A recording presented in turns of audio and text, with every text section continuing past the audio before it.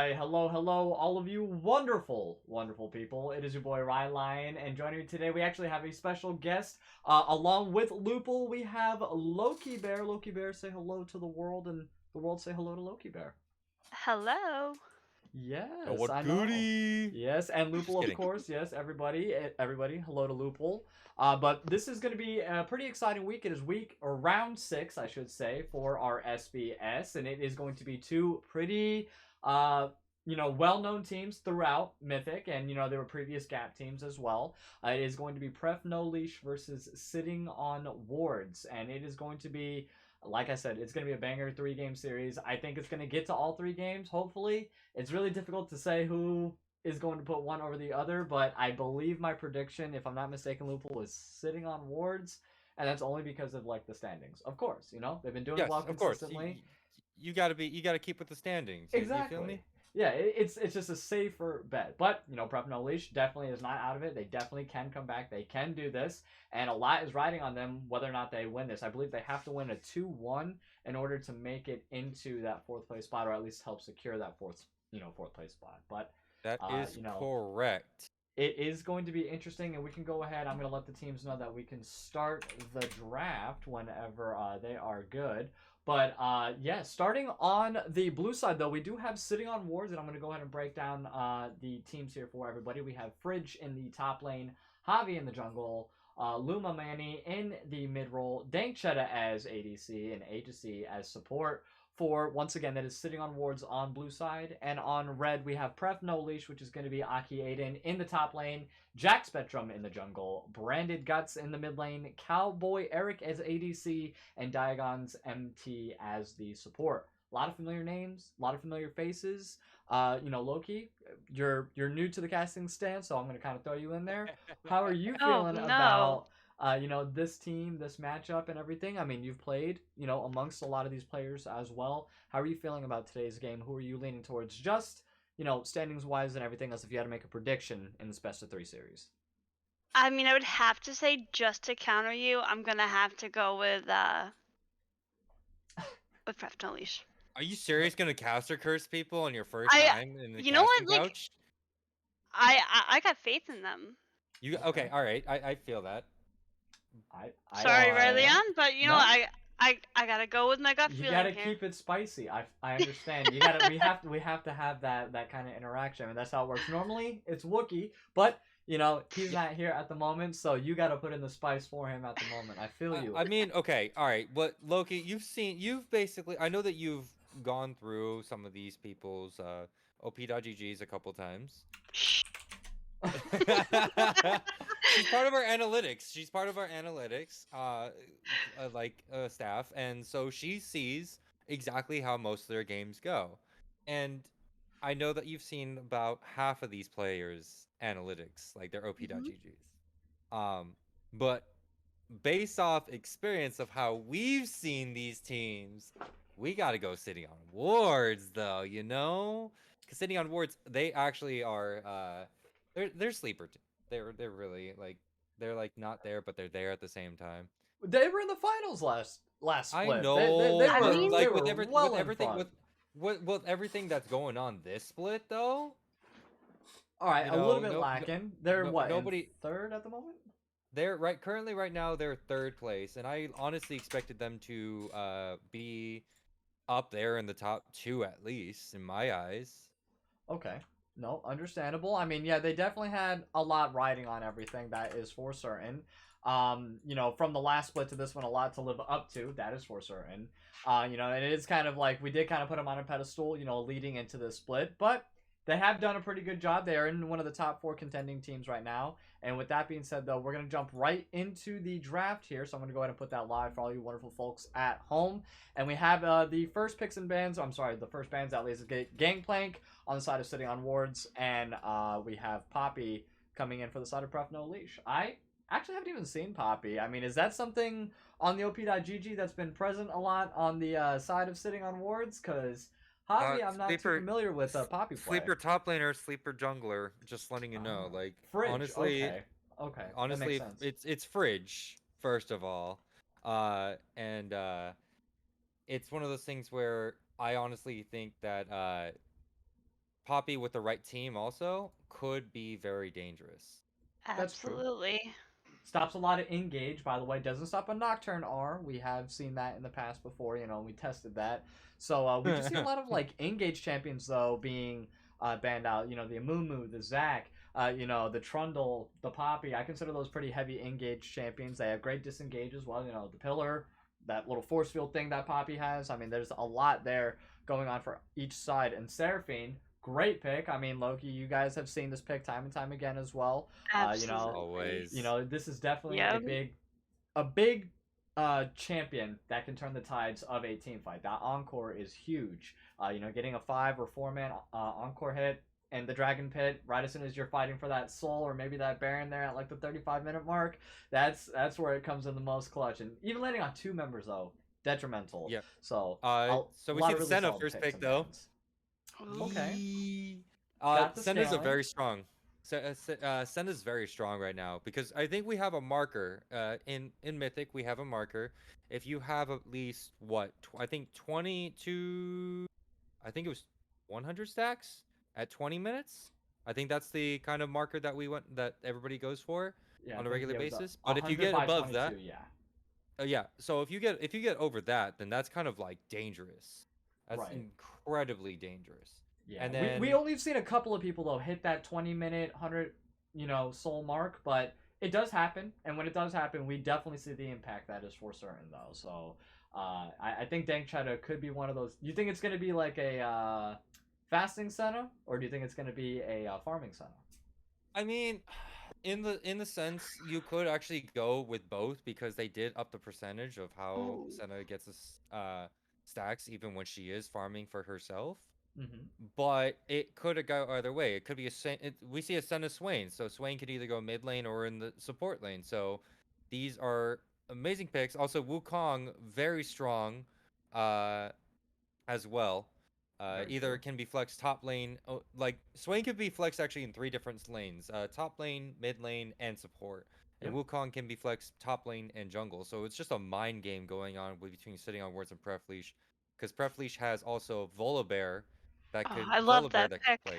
Yeah. That could be jungle and top.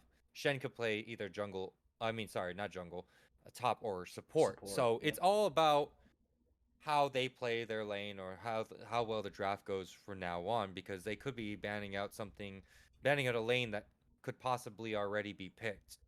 So that is very true. And I mean, the Ornn, they're thinking that, more than likely top lane hasn't been picked on the side of sitting on wards. And into Shen, though, there really isn't that many people that I can think of that would be a bad, pick into him, You got Darius still. He's pretty strong. Garen, if you wanted to go, I guess, conquer Garen, that's another pick that you could do.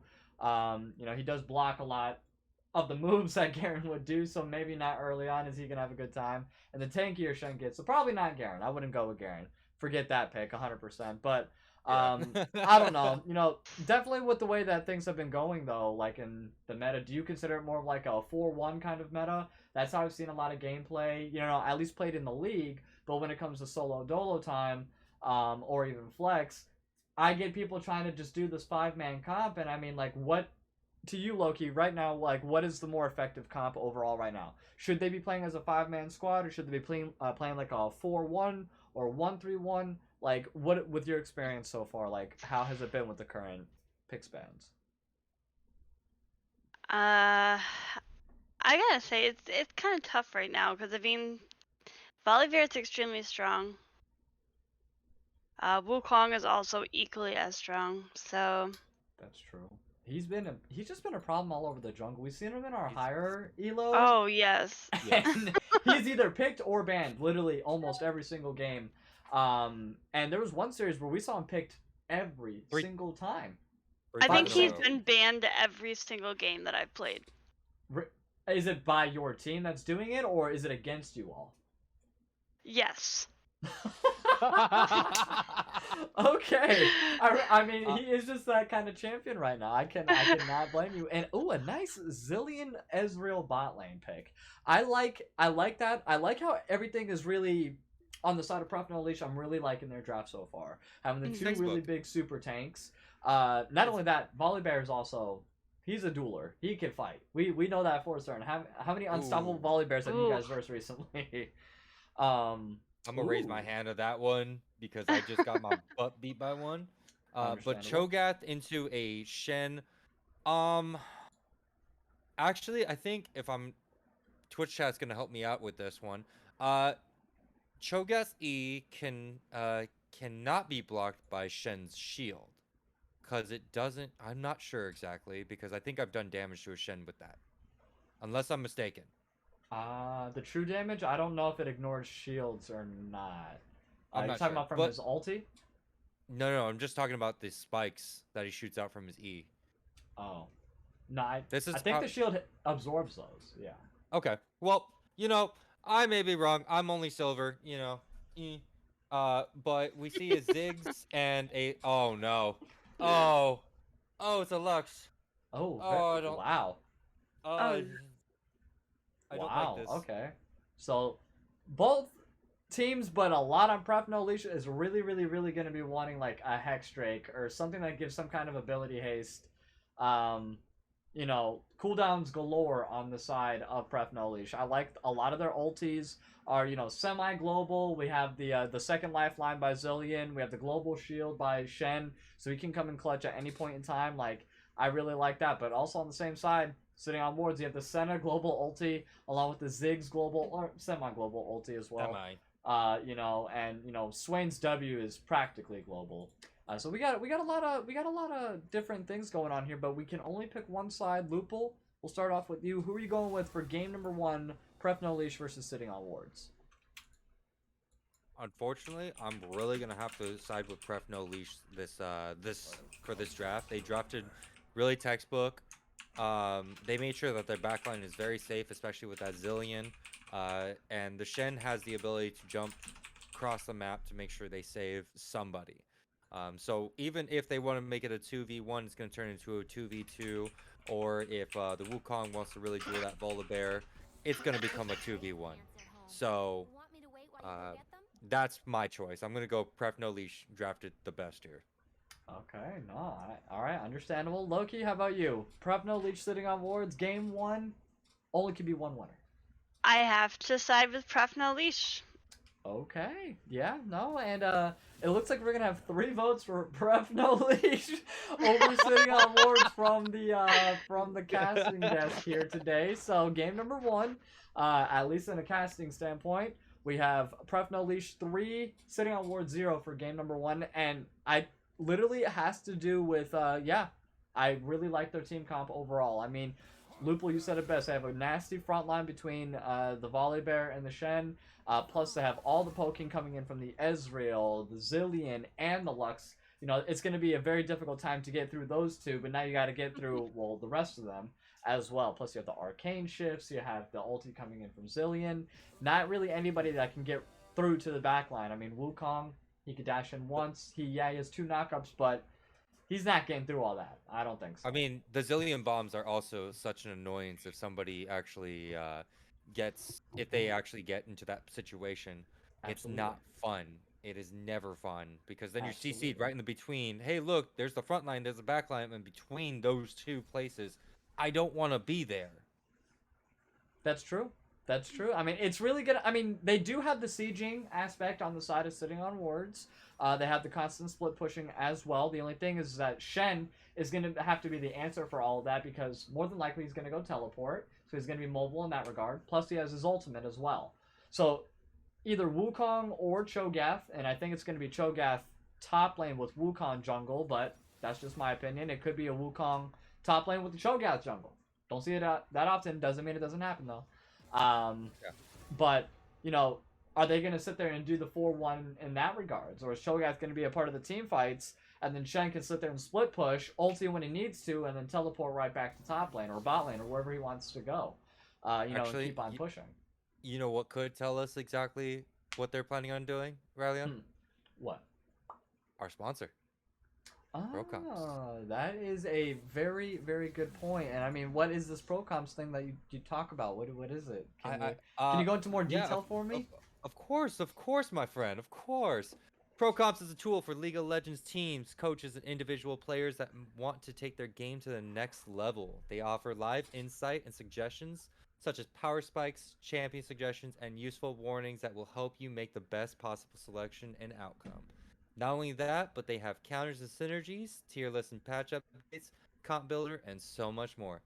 Click the link in our About section to see for yourself. Okay, I was can't right English about to say again. Yeah, we know. We know. But We okay, all know I well, can't English. thanks for that. I learned a whole bunch of new information there for the first time today. So I'm very glad. What was it? One more time. What was the name of it? Pro Comps, my friend. Pro Comps. Comps. All right, and there is a free trial in that link below. Hey, there you go. Especially for our teams in the playoffs. Okay. Well, I mean, let us know who you all think is going to win this game. So drop your channel points in the prediction below that we have started. Pref No Leash is going to be on red side. Sitting on Wards will be on blue side for game number 1 here. But yeah, this is going to be a very interesting game. We have a bunch of veteran players once again. And I cannot wait. Sorry, I cannot wait. My gosh. To go ahead and cast for these two wonderful teams. God damn it. Oh my gosh. Rylionn, can you show a little bit of the glimpse of Pro Comps? Do we have that set up by chance? Oh yeah. Give me a moment. I have to get it set up for us real quick. But yeah, I can definitely. But either way, we seeing how this is gonna go, I mean, in my eyes, I feel that for sitting on wards, hopefully they can sit on wards. If I see Pref No Leash sit on one ward, I'm coming after. I'm smelling a lawsuit from on wards.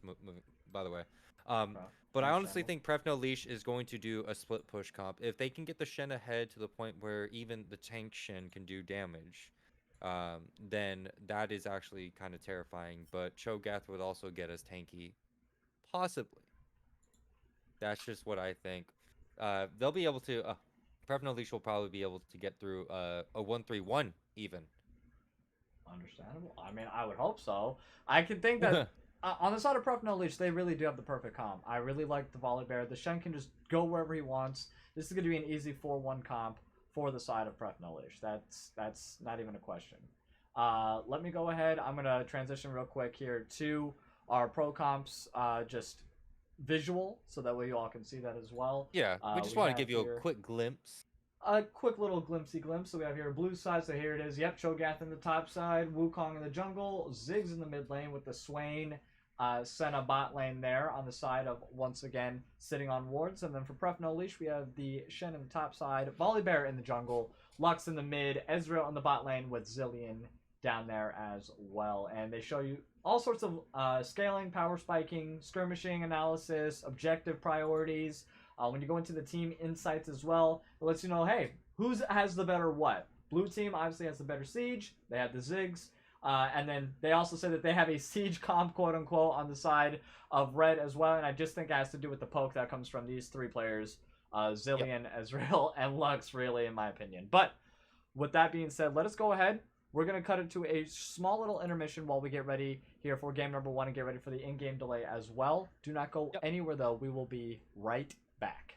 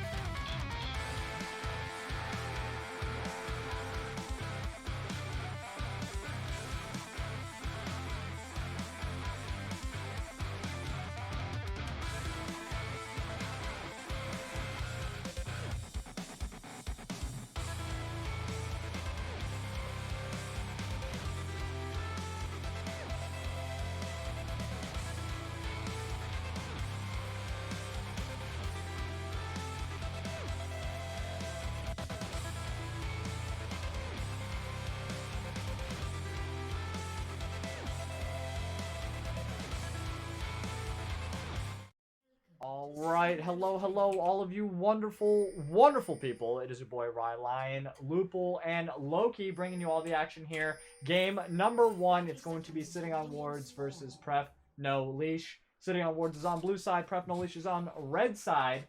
And it looks like we have a little bit of spicy action. Look where Dank is. Yeah, he Look was where way out there.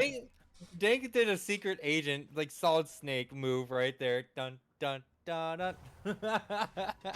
I love that. Got a nice deep ward in there. They are none the wiser on the side of sitting on wards. So they are, might I mean, know. on Pref no Leash, I mean. So they They are might sitting know. on wards, though. Good job. They are living up to their name. Yay! No, I think they might find out, cause Volley just backed for the Oracle, and they might check vision around blue just in case. I don't know. I don't know. Maybe. Possibly. Are they gonna pop the Oracle? Oracle has not been popped. Probably gonna get popped very soon. But do you guys know the official standings right now for both of these teams? And I mean, like Pref no Leash, if I'm not mistaken, is down. Sitting on wards is sitting in 4th place, correct? Or is it 3rd? Let me double check that for you. Pref no Leash is at 6th place, and Sitting on Wards is on 3rd place. 3rd place. Okay, I knew that they were up there. I was like, I couldn't remember if it was 3rd or 4th specifically, because in this division, they're in a pretty, you know, hard division, if I must say. The teams in this division all go hard in the paint. But I am looking forward to that. This bot lane is going to be kind of very interesting. Because as we were right, Agassi is going to take the Fasting Senna build. Ooh.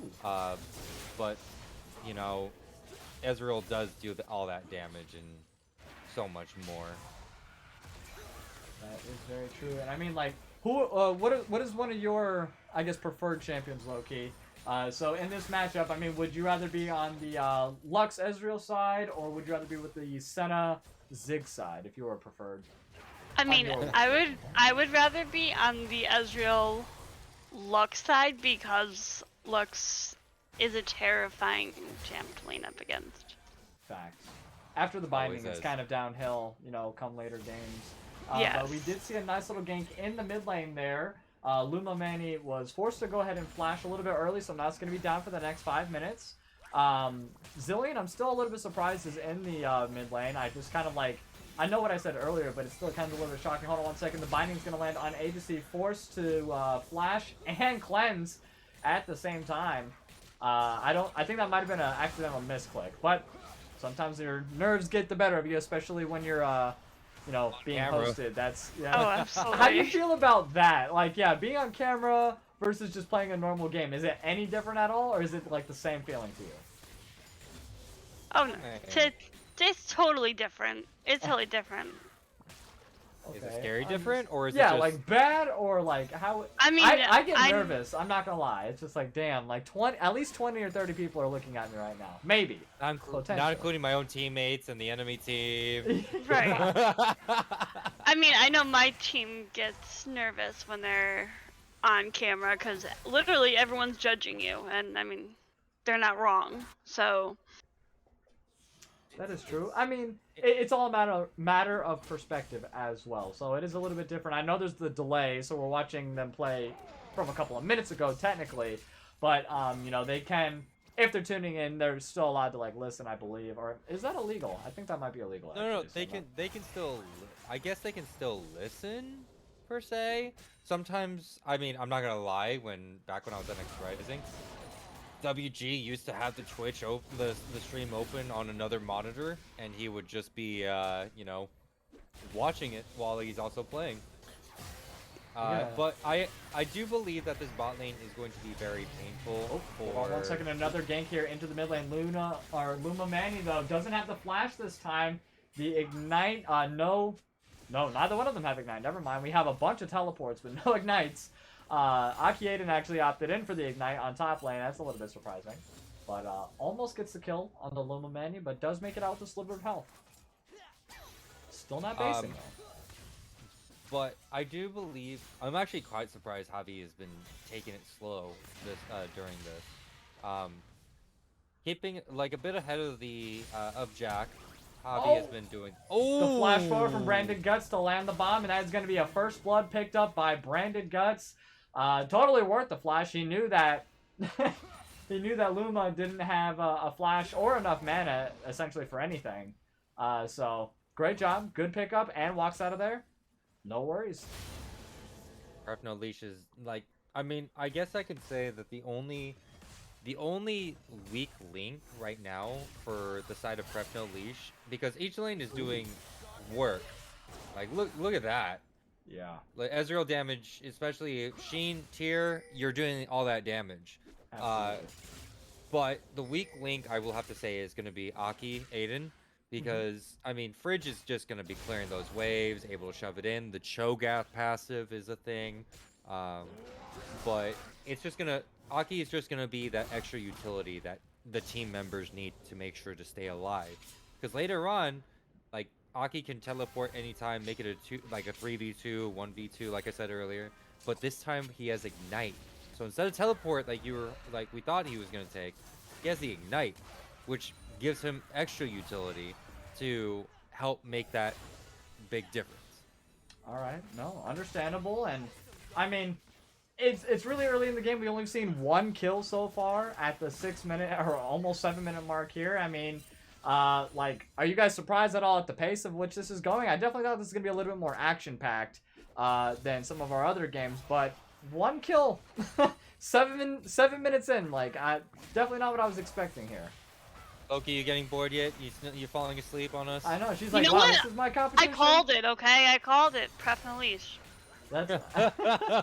I'm just gonna throw that out there right now. Somebody actually in Twitch chat has asked, how's our favorite caster Loki Bear doing? Wow, already you already have fans. They Fans, lie. one cast, and you're already number one. E-Girl, just saying, E-Girl takes triumph over apparently beard and dyed hair. So You have a hat on. You should take it off and show everybody. I'm just gonna throw that out there. I'm not gonna show everybody If what my hair everyone looks like. wants him to take the hat off, please put Oh it my in god, chat. nice flash from Jack Spectrum to go ahead and get the kill onto Agency down there into the bot lane. Diamond's also, Diagon's, I'm sorry, also using the flash a little bit earlier there. And hold on one second, Aki, Aiden, and Fridge both going at it there in the top lane, but not enough damage yet from Aki Aiden, but he is slowly coming on up. Those grasp procs are starting to add up a little bit. And I think, yeah, grasp is also being used on Cho'Gath. Oh, we lost Rylionn a bit there. Uh-oh. No, you were staticky a bit. I was just kind of concerned. You're back. You're fine. You're fine. I promise you. Oh my gosh, Aki playing aggressive.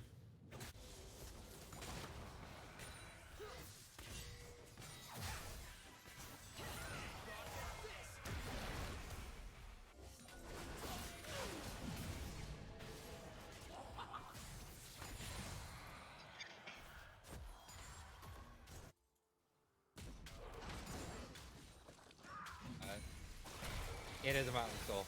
Yep. Well, not Soul, but Mountain Drake. And looks like they see that they're doing that.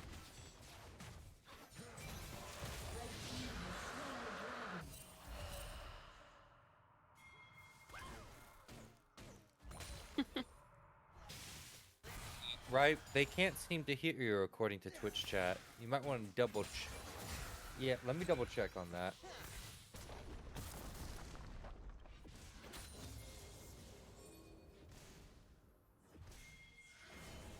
Uh-oh.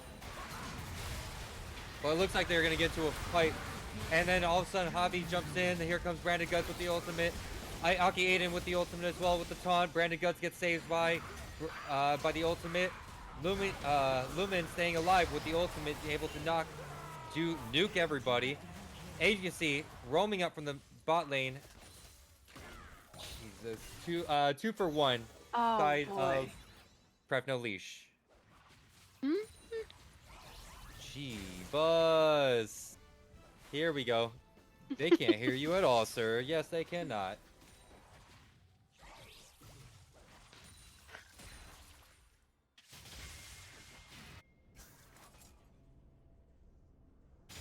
Well, No, they just said that right now. They just said that right now. Like, I don't think they. Can you guys let us know how long you haven't heard Rye? If it's been the whole time, I'm gonna cry for you. Looks like they're going for Herald now, by the way, Loki. Oh, you started cutting out when you lagged out. Well, earlier when I said you were lagging a tiny bit. Oh, no. But it looks like they're going for the Herald. And Loki, where do you think this is going to be going? I mean, I would probably take it. I would say top. Top But lane? Oh, here comes Jack Spectrum. Aki with the taunt. Able to come in. Jack Spectrum coming with the Qs. When the lightning comes from the E. They're going to keep Fridge CC locked. Here we go. I think they're just waiting. Yes, Jack Spectrum they gets the are. kill. That was nicely timed CC change, making sure that Fridge couldn't get away from too far away. And I think they actually might drop it just... Nope, they're not going to drop it top lane. Jack's just helping Aki shove in that top wave. Fridge does have teleport, though, so... All those ultimates getting dropped. Dankchetta also getting hit. Dropping that ultimate. Diagon is having to try to get away. Agassi trying to flash. Does all the autos. Agassi playing with the food and getting last auto for the soul. This is starting to get pretty bloody. First no kills in the first 6 minutes, and now we're up to 7 kills at 12 minutes. I'm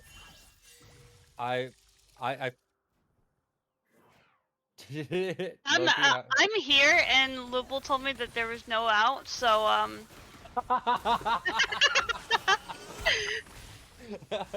Looks like Javi was sitting on ward as you know, the namesake goes on.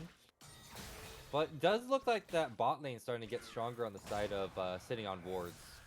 How do you feel? Ziggs does do a significant amount of damage.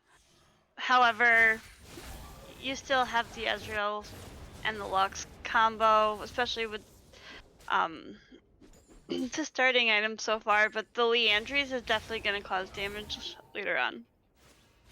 So would you make your bot lane play this kind of comp? I know that you're more of the analytics side of for those of you who don't know, Loki is part of TPO Double D, or Daddy's Degenerates. Looks like Jack dropped the Herald in the mid lane. They want to open this thing up. So, I mean, I can see that being the smarter move, where that gives the mid laner the opportunity to roam. But looks like the bot lane Dankchetta gets the first turret. Aki dropping the Ignite, trying to get him away. Looks like we're about to see some action going on. Jack coming in with the Q, but gets knocked away with the bomb from Dankchetta.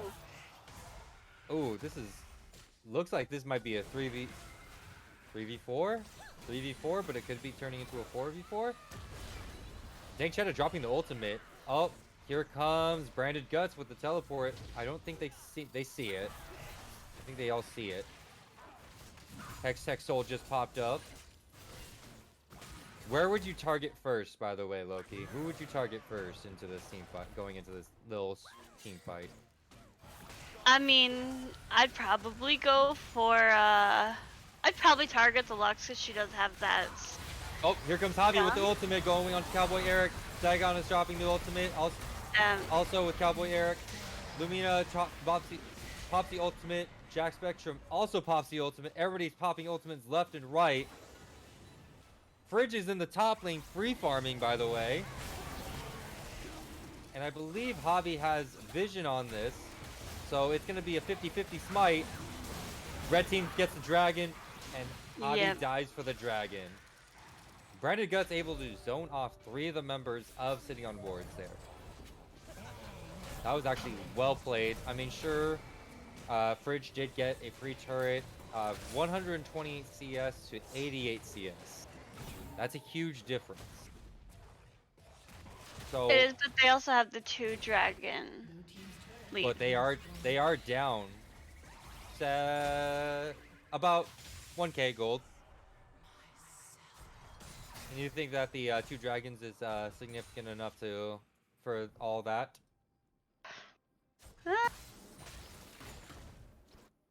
I'm still going with Pref no Leash.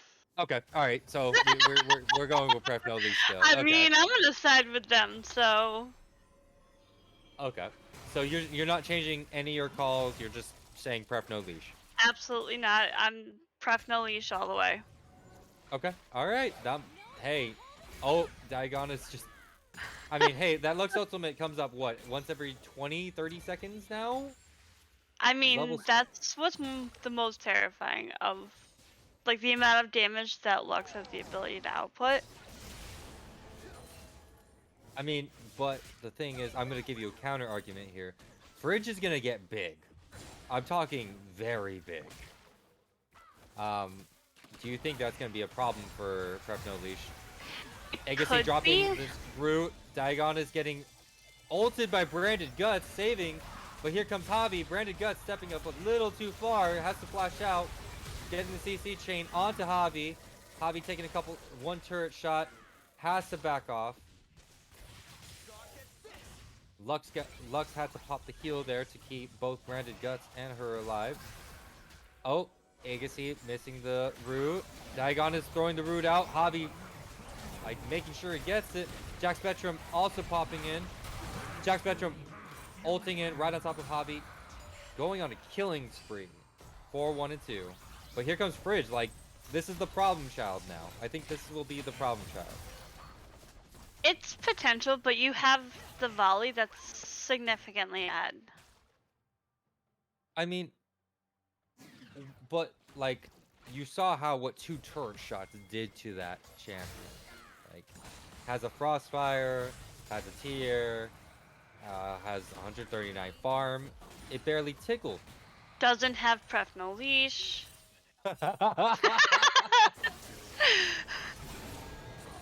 Aki going in for Fridge. Jack Spectrum coming in as well, making sure to get that knock up.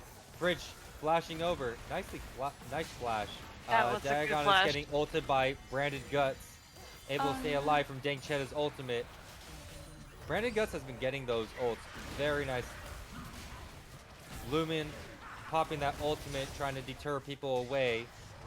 Everybody on Pref no Leash that's in that mid lane has semi-low health bar. Excuse me. I mean, we can see. I mean, Next Dragon's. It's an Infernal Soul. I mean, we don't normally see that. We see that during the DSS because nobody cares about the SBS normally.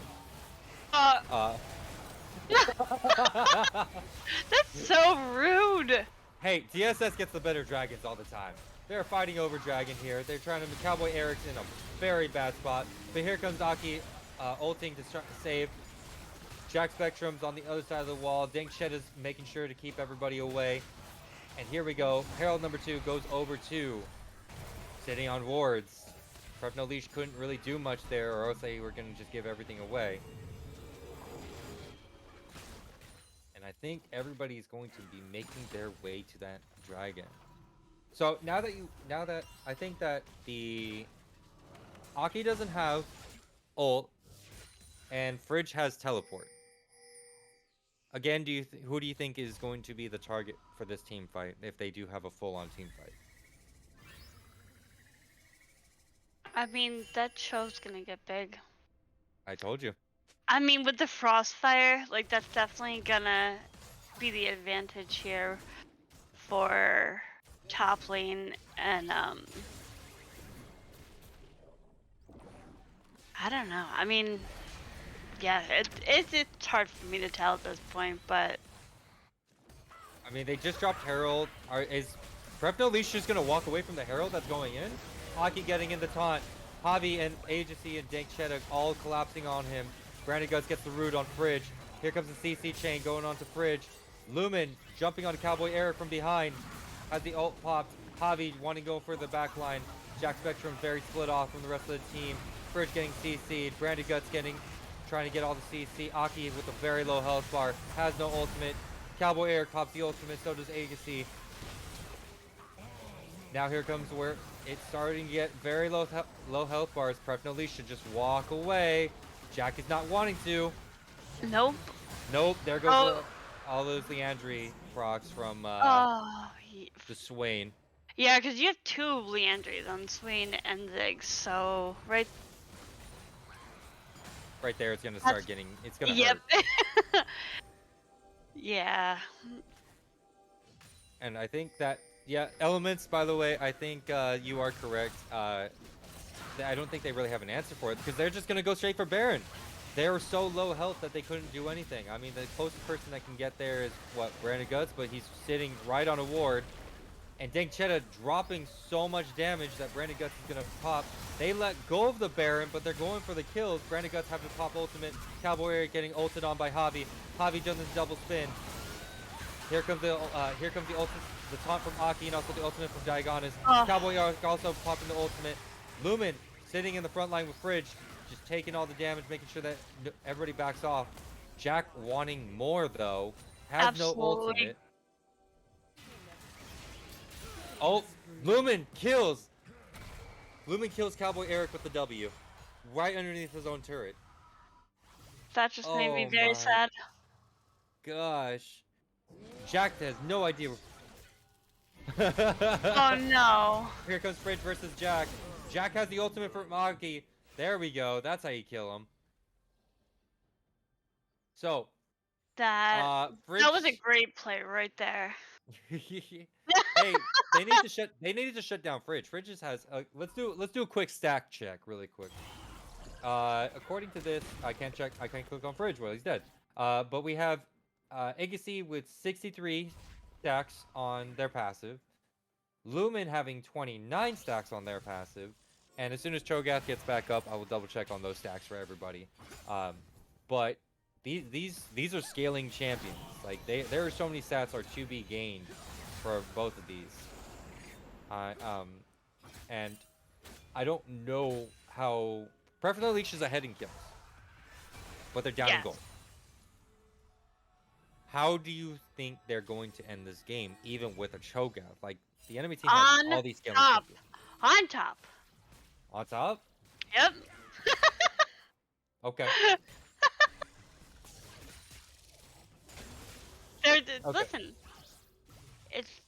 it just is.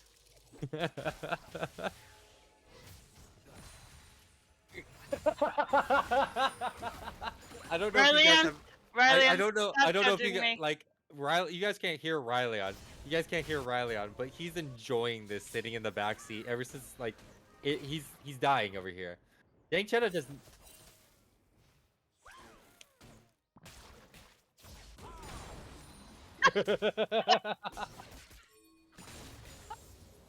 I literally never asked you to do this ever again with you two. Rylionn is like just digging into Loki. I'm so sorry. I wish you guys could hear this. Oh my gosh. But here we go. Diagonus and Cowboy Eric making sure. Diagonus and Cowboy Eric trying to make sure that mid lane turret does not fall. But what do you think is the next play here? I mean, Dragon's up in a minute and 30. By the way, quick stack check on the on Fridge. 7 stacks of the feast. So, oh, your laugh came through, by the way, momentarily, Rylionn. Senna's at 66, and Lumen is at 29. So we are seeing these champions start scaling. Agassi is building the Eclipse, so the Eclipse will start dealing more damage. Jack Spectrum's just gonna let her take the ward because that's better safe than sorry. But they are so spread out. They probably are going to fight for this dragon. Or they might give it up to go for Baron. We don't know yet. Loki, where do you think they're gonna go? Where do you think each team's gonna go, based off their damage standings? I mean, it's looking like they're all headed for a fight. For dragon? Yeah. I don't know if I mean, I would probably choose to go for Baron and give up drag. However, they are at the.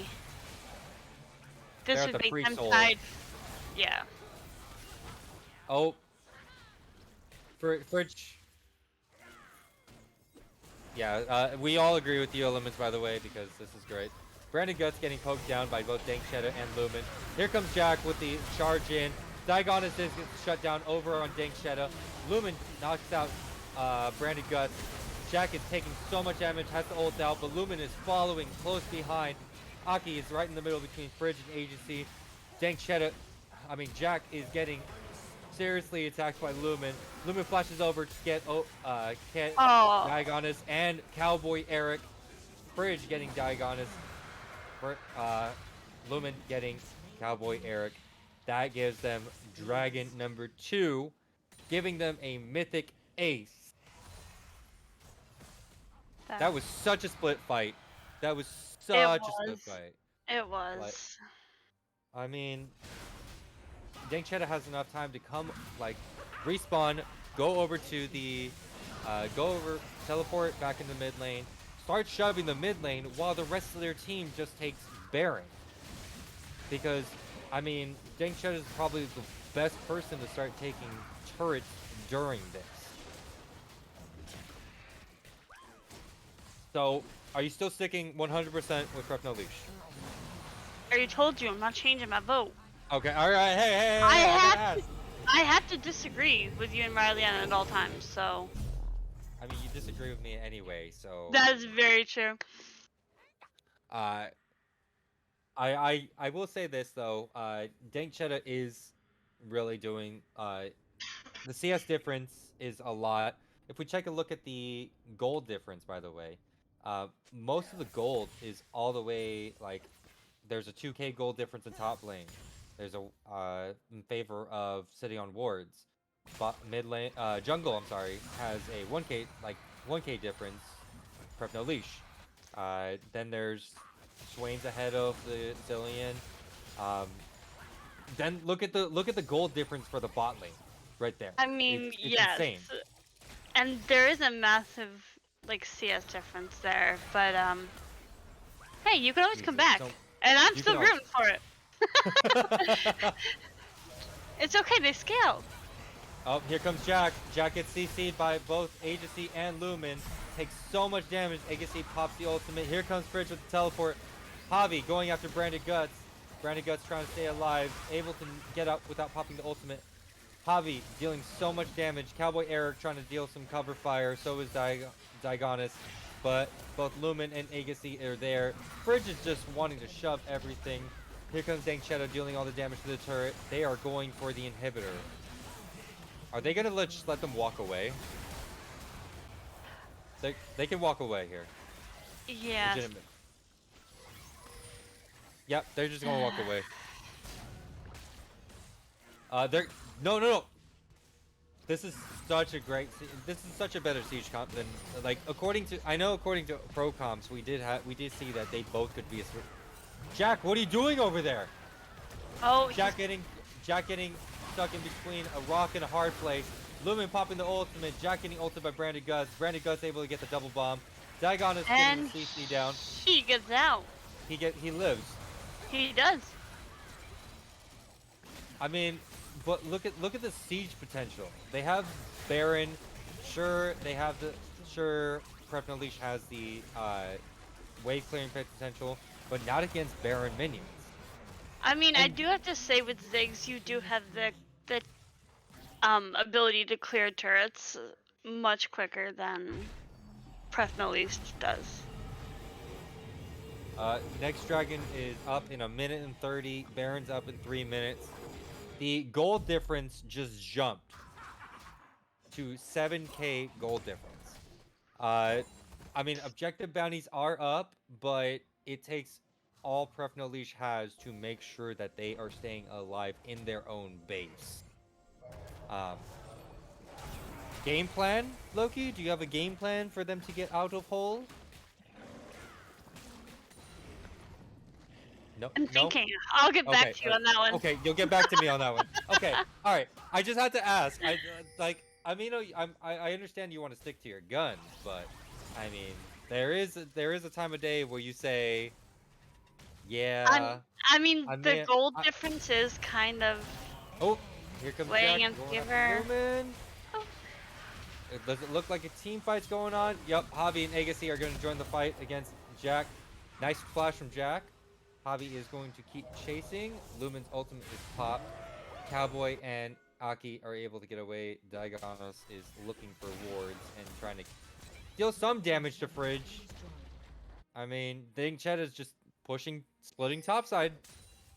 This Dank Cheddar has made so much gold off of just taking all those turrets, by the way. Yes. I mean, look at the CS difference between both Dank and Cowboy, and they're going for dragon. They're going for free dragon soul, free dragon point, soul point. You know what I meant. Rylionn or Primus who made that shit up one day. But they have 3 Infernal Drakes. This is a lot of damage. So, and Fridge is so tanky. I'm gonna do a quick stack check. It's 30 minutes in. We got 10 stacks on Fridge. We got 40 stacks on Lumen, and 91 stacks on Agassi. Sure, not the right amount that we want to see, but still gets the job done. So, but it looks to me that Fridge is able to just walk into their whole team and get away with it, though. I mean, man, he's got Force of Nature, he's got the Fimble Winter, he's also got the Frostfire Gauntlet, he's got 200 additional health plus 12% size, and now it's so hard to, like, it's a speedy giant parasite that's just gonna numb your face. It really is, yes. So, have you figured out how to, for them to get out of the hole? Because Diagonus is getting bullied right now. Without shutting down the Cho and the Swain, it's gonna be tough. Oh, here they go. Sitting on wards, walking straight into Pref no Leash's jungle. Looks like Branded Guts is not with them, trying to clear out the wave in the mid lane. But here comes Javi with the clone into the ultimate. Daigon is trying to do the damage. Javi gets destroyed by Javi destroys Jack Spectrum, and the rest of the back line is going to try to get away, including with Aki. But there goes Agassi from Cowboy Eric's damage. Cowboy Eric eating forward. Lumen catching out. Here comes Branded Guts and also Aki's ultimate. Dank Cheddar takes out Diagonus, and there goes Aki. Lumen's just playing with Branded Guts now. Branded Guts trying to clear the wave, trying to make sure that they take some damage from the turret. Turrets don't matter, not to Fridge or Dank Cheddar. No, his damage output is insane right now. And we see Cowboy Eric backing off slowly, but able to just get hot by Javi almost. Branded Guts able to get that ultimate down. Jack getting Javi. There goes the last turret that they have in there for their Nexus. Dank Cheddar getting another inhib. 3 inhibs down. Jack is still going for Fridge. Look at how tanky Fridge is. Like, look at this. Somebody's gonna get numbed if they don't get careful. Okay, here we go. Fridge trying to get the knockup. There we go. Like, what? Why? Like, just let Fridge walk away. No. Let him go. No, you gotta let him go. Sit down, Lupul. I am sitting down. Thank you. You're welcome. Moving on.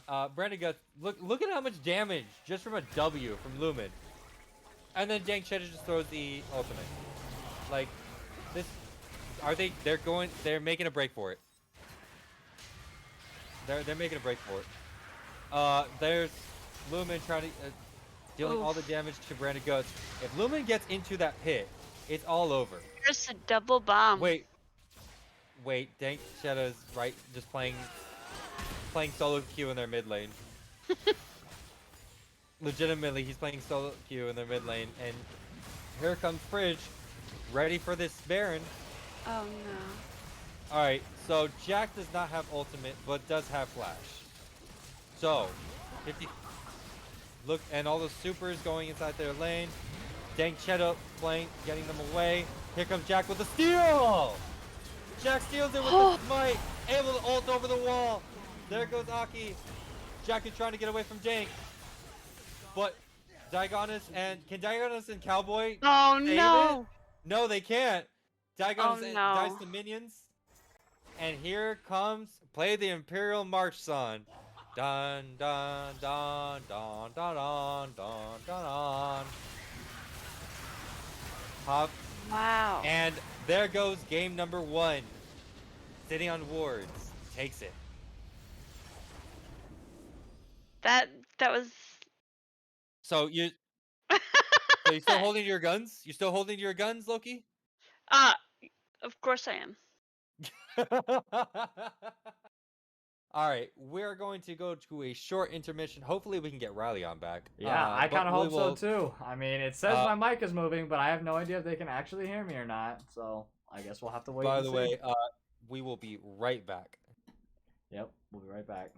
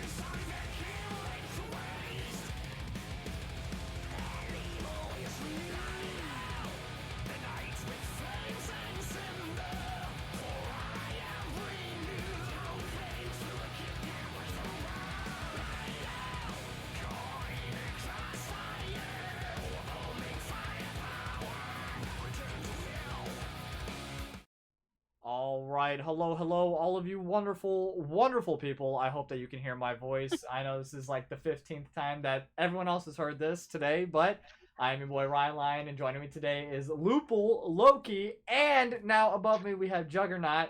It's like the Brady Bunch. It's like the Brady Bunch up in here for the Caster family. It's just like, all right, yeah, sure. I mean, I'll use another voice. That's no worries at all. But I mean, game Magic's number gonna feel one, left out. Juggernaut. I mean, before I ask you any questions, Juggernaut, Loki, and Lupul, you guys were both there. I was there for game number one. Just no one could hear me, unfortunately. I could. This man was dying. And it was unique. It was unique hearing everything, but that is okay because we are here now for game number 2. I hope to God you guys can hear my voice, but let me go ahead. I will get the draft up, and talking about game number 1 once again. It was very, very back and forth. It just came into a tipping point. Fridge got a little bit too big on the Cho'Gath, and there was nothing at all that they could do to go ahead and get past him. Not to mention, I mean, they also did a phenomenal job just setting everybody up. They tried to do what they could on the side of Pref no Leash. They were hitting the combos. They were doing everything. They just didn't have enough damage. They had a good front line. Volibear wasn't as, I guess, important as I thought he would be, as we've seen in other games, as I've experienced in the solo duo, world out there. But it is very interesting to see a little bit lack thereof coming in from the Volibear. Not saying that he didn't do anything, but just the fact that it was like a little bit underwhelming from what we could have seen. And I was also a little bit surprised at the Lux. They didn't even ban the sorry, we're gonna the ban phase is going on, and Yeah. I'm saying that they banned the Ziggs. They didn't ban the problem child, the major problem child, which was Cho'Gath. I mean, thing got Swain big. was also pretty big, I would say, on the side exactly. Yeah, of sitting on wards, definitely. I mean, Luma did a great job, absolutely great job on. Ooh, I like. On the I Swain like there. this. I like this. Pref no Leash picking up the Vi. I mean, I first do pick like Vi. First pick Vi is kind of like, it's one of those things where you now you have to have a team that will fall in with you, that will always honestly back you up with all that damage that you want to do. But the problem that I have with it though is that what is sitting on wards, or what is Pref no Leash gonna do into the style that, or what is Vi gonna do into the style that sitting on wards played last game, right? Last game they had just the beef balls, and Vi is not really gonna help with that. I mean, she can get on the back line, but if there's no back line to actually hurt, and all the damage is coming from the frontliners like the Swain, like the Zac, it's not gonna help. I mean, I did just play like a few nights ago. Loki and I were playing a game, and I played AP Zac for the first time. And That's so fun, dude. that's so disgusting. Ah, Oh my gosh. there's we see a another word Zeri. for it. Okay. But there's a Zeri hover, and are they just gonna lock that in? I mean, hey, okay. Ooh. I mean, okay. Now the question is this regular Zeri, or is this mid Zeri? The Korean build Zeri. The real Zeri. I mean, My which one's guess a is real it's the Zeri mid in this? spot. the ADC Zeri or the mid Zeri? I mean, I'd be more inclined to say ADC probably. And this Yes. definitely sounds like a Cowboy Eric type thing. I did verse it Alice, recently. Speaking of it, And I there you go. really like the Alistair here. That is a Absolutely. lot of peel for the Zac and the Swain, Ooh. and that's going to make Zeri very hard to stay on. I'd love to see something like a Nautilus to actually be able to lock down the Zeri, but even then, they probably still won't be able to. So maybe they need to commit to a different strategy instead.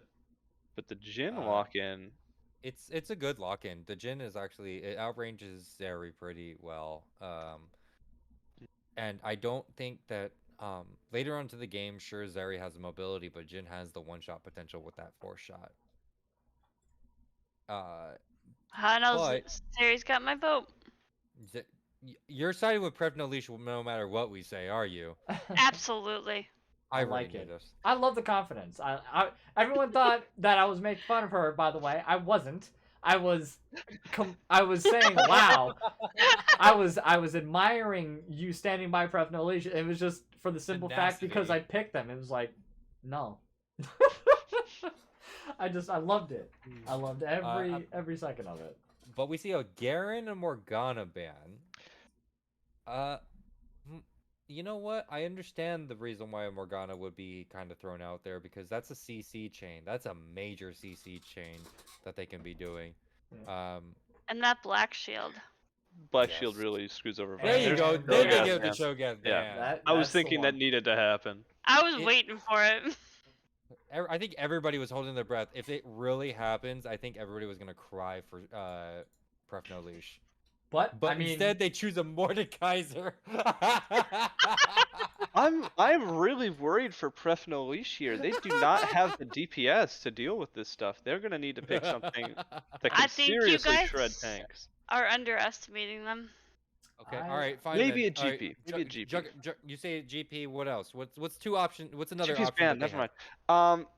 Trying to think what Aiden plays top lane, what Brandon plays mid. Something with a whole lot of DPS. Something like an Anivia, right? Or what else would be good here? Something that You could mean stack like like a Veigar, CC? maybe. Maybe a Victor might be helpful here. Victor could do it too. Yeah. Darius Something that in the can. top? Darius would Ooh. do it, and Aiden does play the Darius, and there's the Veigar. It's not That's- ideal. No, this is good. This is good because the Zac can't jump out like a Veigar cage. And I do like the stacking into 3 melees, and it's the Veigar cage is brutal. But on the flip side, he's not going to be able to really build a Leandries like you would want him to, right? Right. That's the big thing I was looking for in a mid laner here is a Leandries. Oh, the Fiora! That That's would the do good it. one. Ooh. If Aiden can play this, this is going to be big. Just to give a little backstory, both Jug and Aiden go way back. All right, Aki and Aiden's Jug. cool. Yeah. But where do you think? Okay. Now we see the Pref no Leash's mid laner. I think getting an actual control mage. Maybe shoot. I know this is crazy, but why not an Oriana? Or a support, an Oriana or a. That works too. That might work, but honestly, I was thinking more of Oriana. I was siding a bit more with Oriana on that side. Because the CC, the ball is amazing to honestly go with. Predictions are live. Juggernaut. How you feeling? Which one? I gotta go sitting on words. I think that the Veigar and the Fiora picks were really clutch, but I think that they misread the draft too hard in the first 2 or 3 picks, and I think it's gonna. I don't think the Visary is gonna do enough. I think Alistair, Veigar, and Fiora were all really good picks, but I think overall sitting on words is gonna be able to take it just by having beef balls, and Pref no Leash is only gonna be able to kill one with the Fiora, and beyond that, I think sitting on words is just gonna run him over in team fights.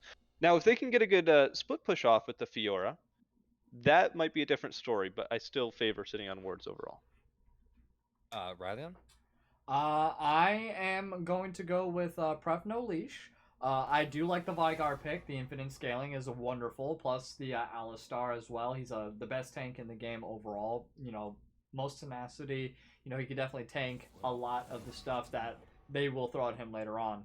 The one thing I am not liking, though, is that Cassiopeia pick. It is going to be pretty brutal.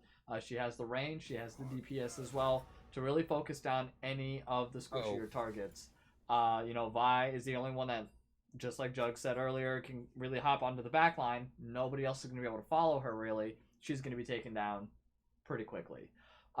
Everybody on the side of sitting on wards is going to be pretty low. They're not going to be going in either as hard. Zac's going to be the only one that can go in as hard, but that's exactly what he is designed and meant to do, is go hard in the paint and then just get out of there. And he's just super tanky. He can keep on healing himself. But I am going to go with the side of Pref no Leash. For the third and final reason, I want to game 3. I just am a little bit selfish. Valid. So, Loki. Yes. I already know your answer. I think we Okay. all know your answer.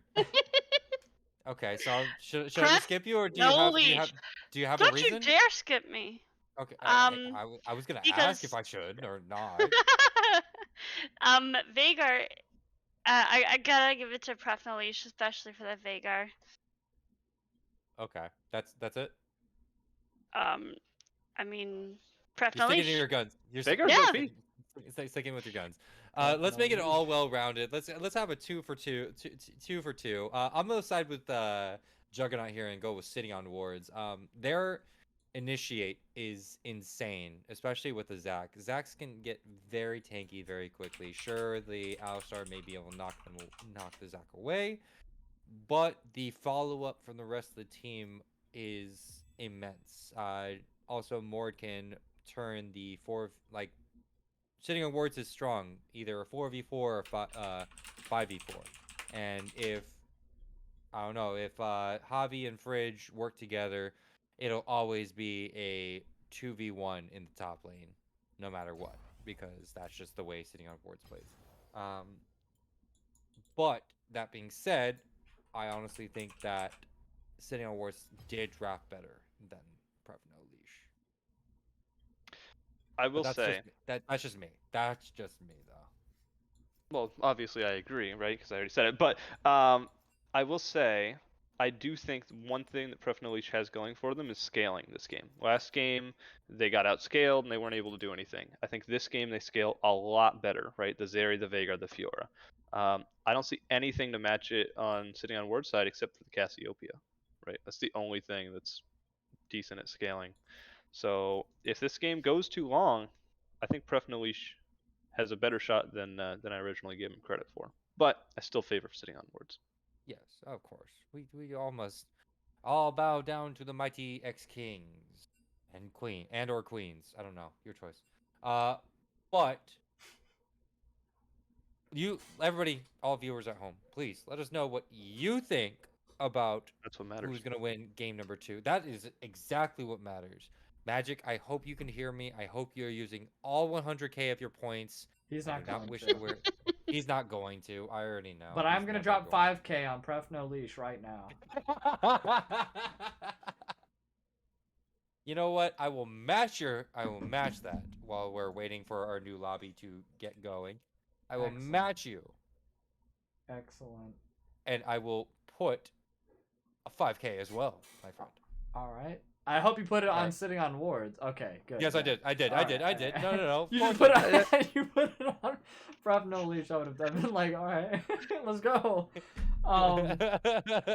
Let's take all yes. these suckers' money. Just kidding. Yes, let's definitely hear from you all. Who do you all think is going to win? We're gonna go ahead and cut it to a short little intermission while we get ready. There seems to be a little bit of client issues as well, so we're gonna go ahead and get that solved, but we won't keep you guys waiting. So enjoy the highlights for just a little bit longer while we get ready here for game number 2 between Pref No Leash and Sitting on Wards. Remember, Sitting on Wards leads this best of 3 series currently 1-0 over Pref No Leash. Let's see if they go ahead and make the comeback, or if it ends here 2-0. We'll be back in just a little bit. Do not go anywhere.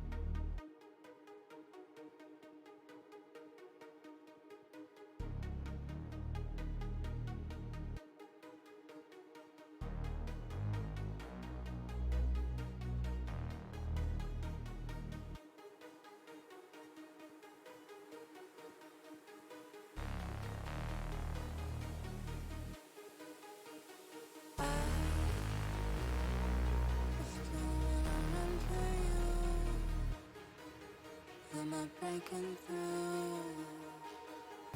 You feel me too? I still wanna run to you. Am I breaking through? You feel me too? I still wanna run to you. Am I breaking through? You feel me too?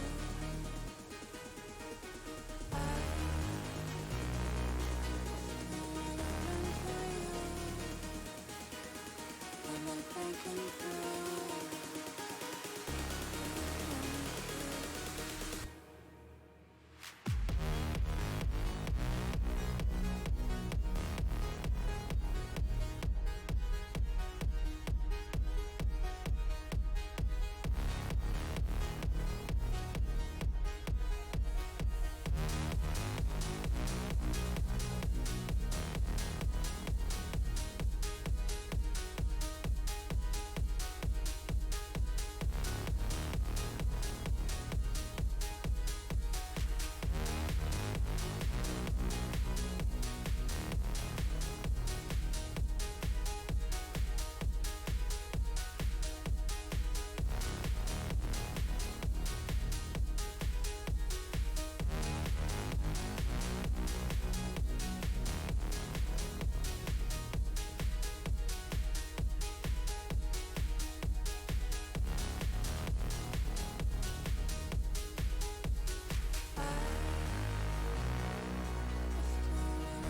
you. Am I breaking through? Am I breaking through?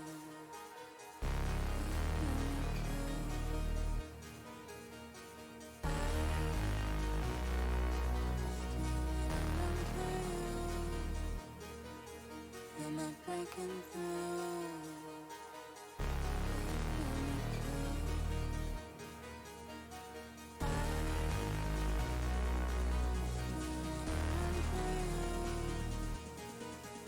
Am I breaking through?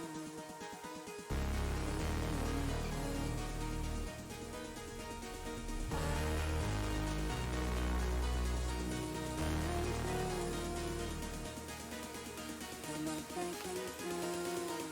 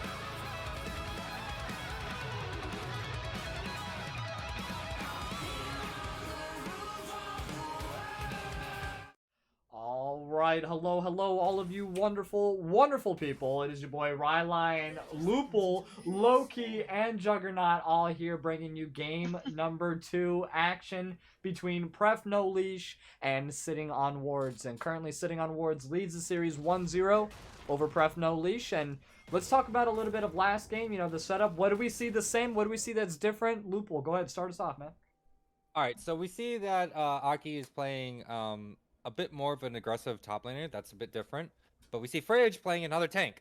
Hey, guess what, ladies and gentlemen? It wasn't Zac Jungle. It's a Zac Top. God, we are very much looking forward to.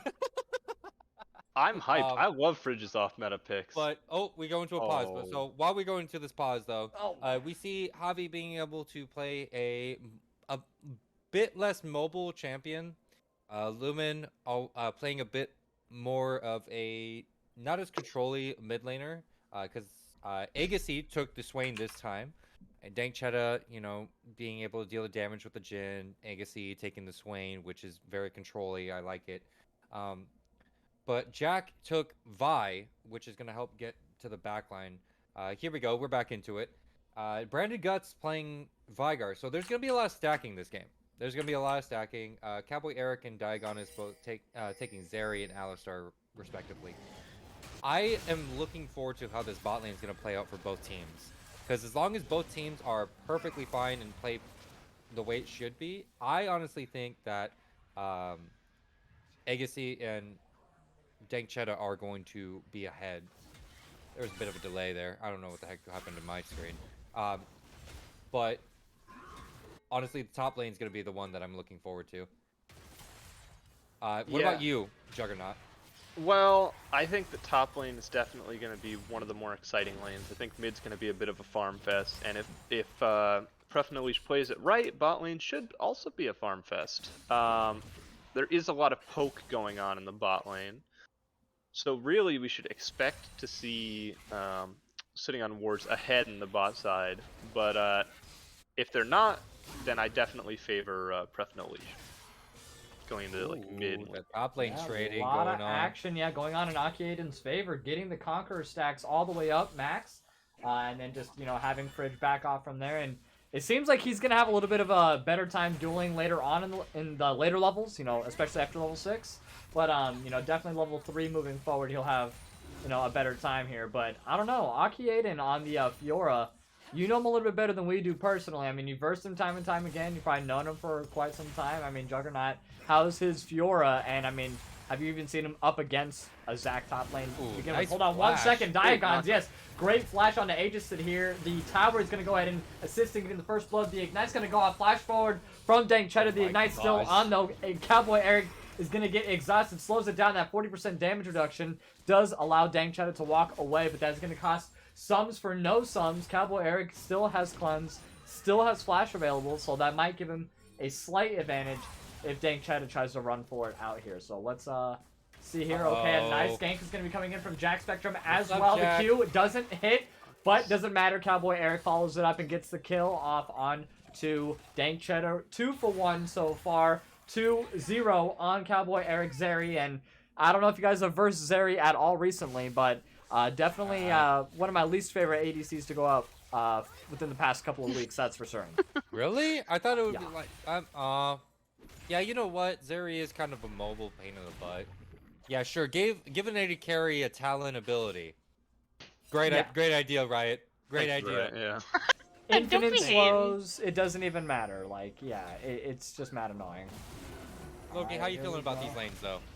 I am super excited to see this Zac top lane.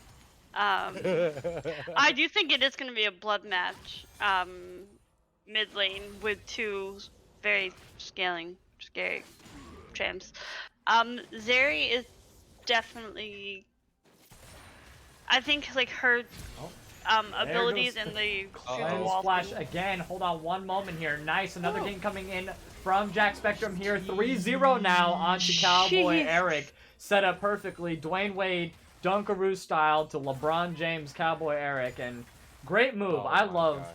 I love the constant, working around, the reganking time and time again. It just really sets up a nice early, phase for one side. And if they can roll with it, which Cowboy Eric can do,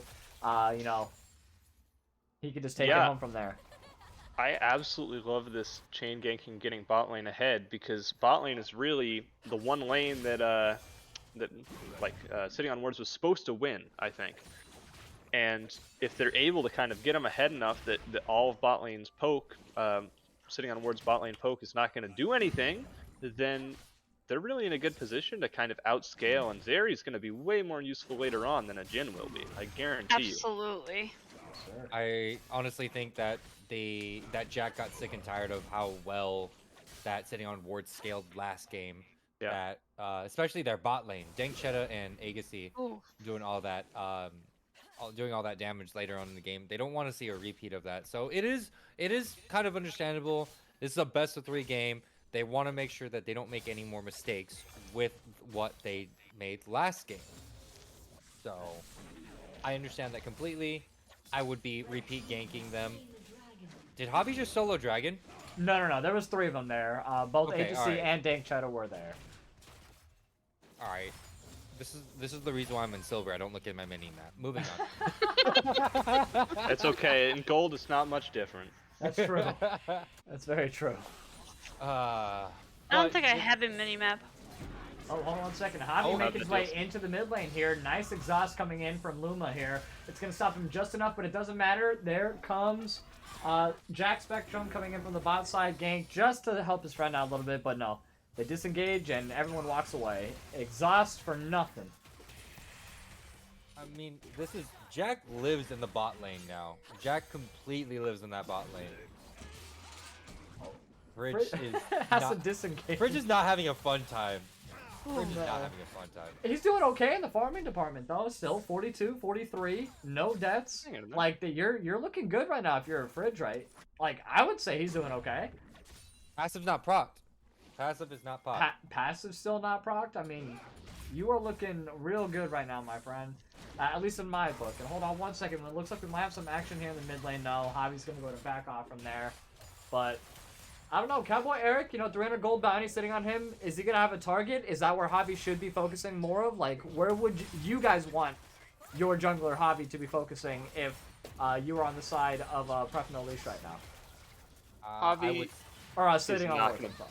It's not gonna. He's not gonna be able to catch Cowboy Eric. no. Right. Let's just get that out there first.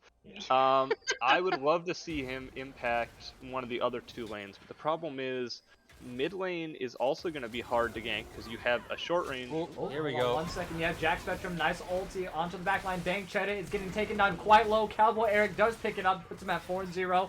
Agency has the ignite on him, but it's not going to be low enough. Still has a good, nice little chunk bar there. There goes the ultimate, the death realm on the Hobby, but hold on, the headbutt's going to knock him back quite a little bit, but no, the E to pull him forward. Is it going to be enough? The 7 seconds are up. He is in the middle of a 2v1 now. The shield is a little bit fat, but not fat enough. Jack Spectrum getting taken down by the passive. Cowboy Eric picks up a 5th kill.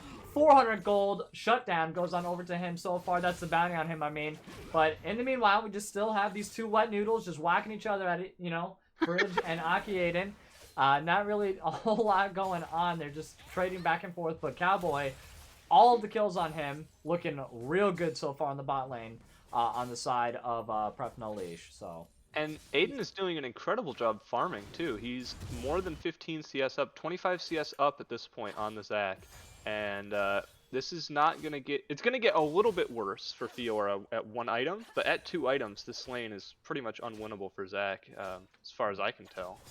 Agreed. Sheen makes it a little bit more difficult from this point forward. As an item overall, I mean, even when Ezreal gets it, it's still an issue, in my opinion. So, I mean, can you build an early Bramble? Yes. I would love to see that, yeah. Don't jump, Adam. Oh, okay. Yeah, because, I mean, the reason why Fridge can't really jump on Aki is because that riposte. That riposte is such an annoying thing. Even CC ability is going to make it very annoying. That's the reason why I was kind of thinking that this is a little bit Fiora favored. I know I'd heard from somebody that it was not ideal, like not super Fiora favored, but It's really, to me, it's Oh, looking hold on long. 1 second. Hyve's gonna Yeah. go ahead and hop over the wall into the blue pit so far. Hold on 1 second. It's level 6 Jack Spectrum though against the level 7 Javi. There goes Ultimate to go ahead and lock him in place. There goes the smite as well to give him a little bit more health. It is a 2v1, but this is exactly what he wants. Doesn't matter. Q's on out of there. Aki Aiden gets the kill on the Javi. Nice roaming. Fridge, there was no way he could match it really. I mean, he could have. He is Zach, but he would have hopped into a 2v3 and then it would have just been his own death. So I don't blame him for not really coming to his rescue there. Bit of a slower paced game. Like, I mean, sure, it's more kills, but there's not a lot of roaming. They can't really do too much in the bot side this time around.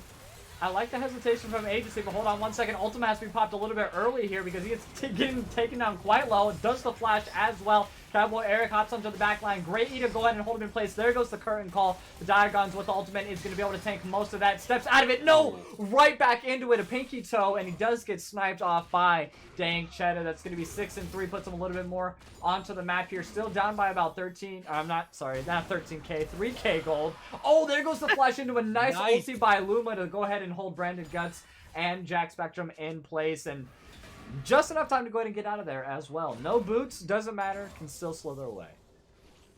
I mean, that was great flash from Lumen, and also they did not turn away from Lumen at that right crucial point. That ultimate's very annoying. I'm not gonna lie. Who, Especially later on in Luma's? fights. Luma's ultimate gets very annoying later on in the game. Yeah, if you're facing her, that's definitely. yes. But very helpful in the early game. Uh-oh, hold on 1 second. Nice death round used by Javi ulti early to get Cowboy Eric out, but no! The E to pull him back in, and she was trying to hop over the wall. Doesn't matter. Great shutdown. 500 extra gold going on over to Javi there. Much needed, and probably the preferred one to go over to right now. Having 2 out of the 4 kills are going to go ahead and start the Ocean Dragon. It's the second one of the game, which leaves us up for either a Mountain, a Hex, or an Infernal Soul. I hope to God we see another Infernal Soul. I don't get those quite often. I get those stupid Cloud Dragons all the time. Like I said, nobody. You heard what I said earlier. Nobody cares about SBS. It's all DSS. Exactly.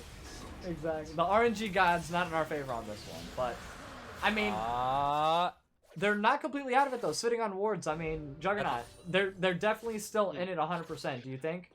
I absolutely think so, because like last game you saw, Pref and Leash was ahead in the early game, and it was just sitting on wards were able to basically out team fight them and kind of come back into the game that way. But I think, yeah, I still think it's sitting on wards favored in my opinion. I think late game team fights. I mean, who's Vi gonna R? Jhin. And that's it. And the Jin's already behind. Winning this game is going to come from the Swain, from the Mordekaiser, and the Cassiopeia. And they're all in good positions. But there's one big difference that they have this game they didn't have last game. Well, 2. Fiora and Veigar are both incredibly good scaling. Fiora's going to be able to do whatever she wants in the side lane come late game.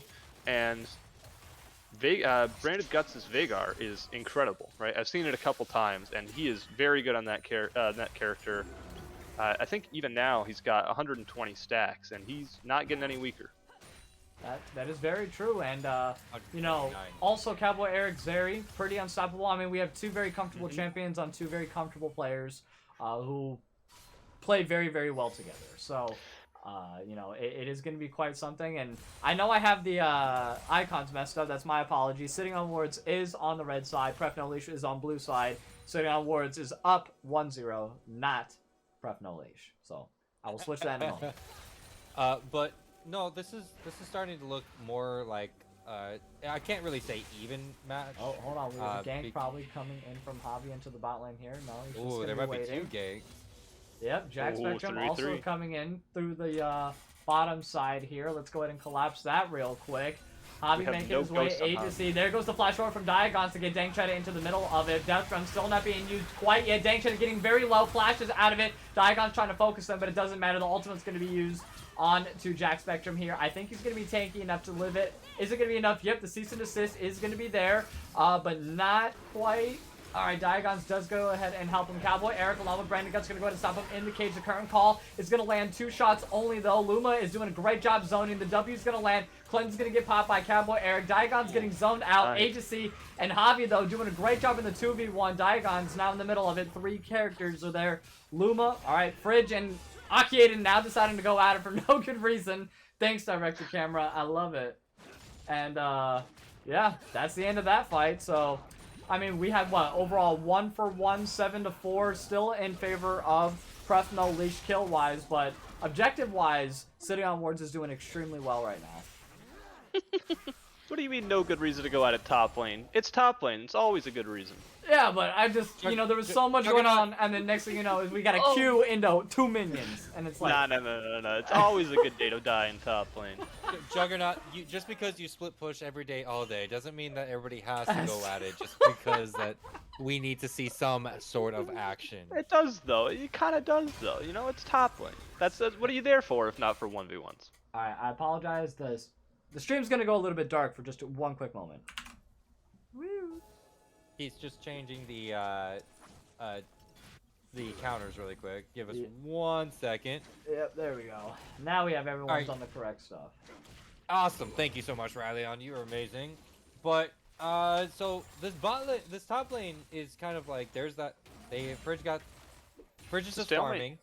It's a stalemate, but Aki does have that first kill. She does have that kill. Yep. Was able to pick it up on the Mordekaiser when he overextended, but I don't know how much that really impacted anything. They had that one close fight where they almost killed each other, but Zach managed to kind of get out with his E. But really, I think this lane goes the same way, where it's just kind of a stalemate. And I do think this is like the one point in the game where Zach maybe can kill Fiora. Okay, alright. Nothing And follow through. There we go. After 2 items, I think this is just going to continue to get worse and worse and worse for Zach, right? 2 items, Fiora's strong. 3 items, she's even stronger. 4 items, you have no hope.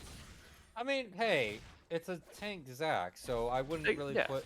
I mean, I wouldn't take it away from anything. Any tank that can actually get away with building a demonic embrace is very funny, but it's also very painful.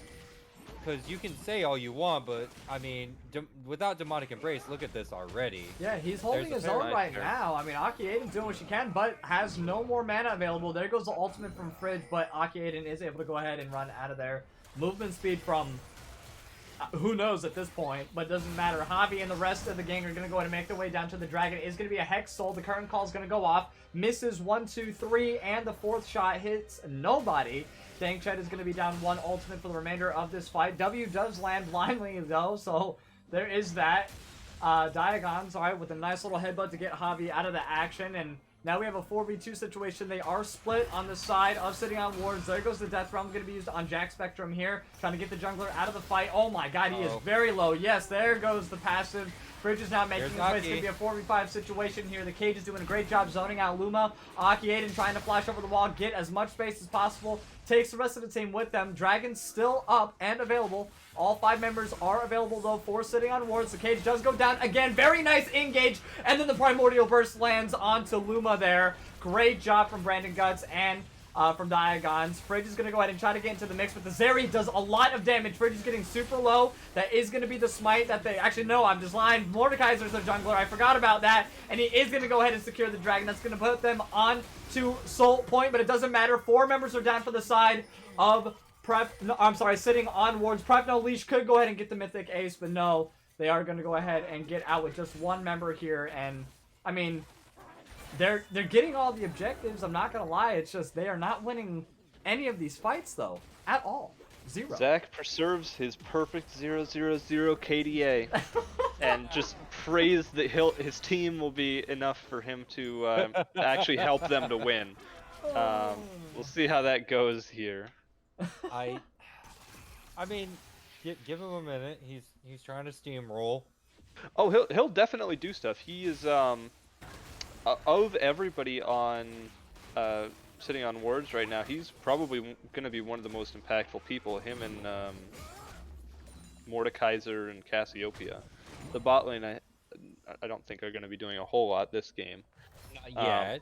If they can scale, hopefully. But then again, it's still Jin though, right? And it's like when you talk about scaling, Jin is not what you want to have in terms of scaling there. That's true. He's Loki, kind of like how an you feeling early about this game? game, kind of like need to get better. I'm pumped for Pref no leash right now.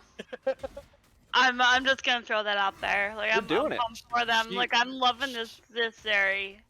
She's 100% like, hey, guess what? Prep no leash. There we Oh go. my god, Wow. fancy feet. Yeah, I love that by Cowboy Eric. That was definitely like the two-step in action if I've ever seen one inside League of Legends. That was crazy. Diagon's though making his way to the top side, so now we have kind of like just a lane swap between top laner and bot laners here. Hold on, Luma might be getting caught out. Great W, but it doesn't matter. The cease and desist can go ahead and stop them in place, and the Primordial Burst lands again. The point and click R, the skill Undefeated, comes in from Brandon Guts. And meanwhile, we do have the Death Run being used on Brandon Guts as well. Great job, makes it out with just barely any health. And a Q snipe to go ahead and land him a nice little double kill here. And an engage comes in from Diagons on the Dank Cheddar here. Forced to use the Gale Force.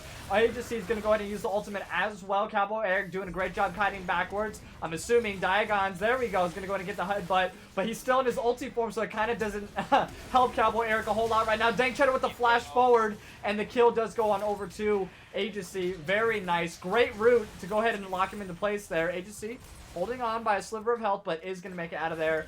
Doesn't matter. And then that is a kill given on over to Dank Cheddar. Look at But that mid lane, though. I was going to say, Look at Shelly's that just doing mid work. lane. Oh, 6v5.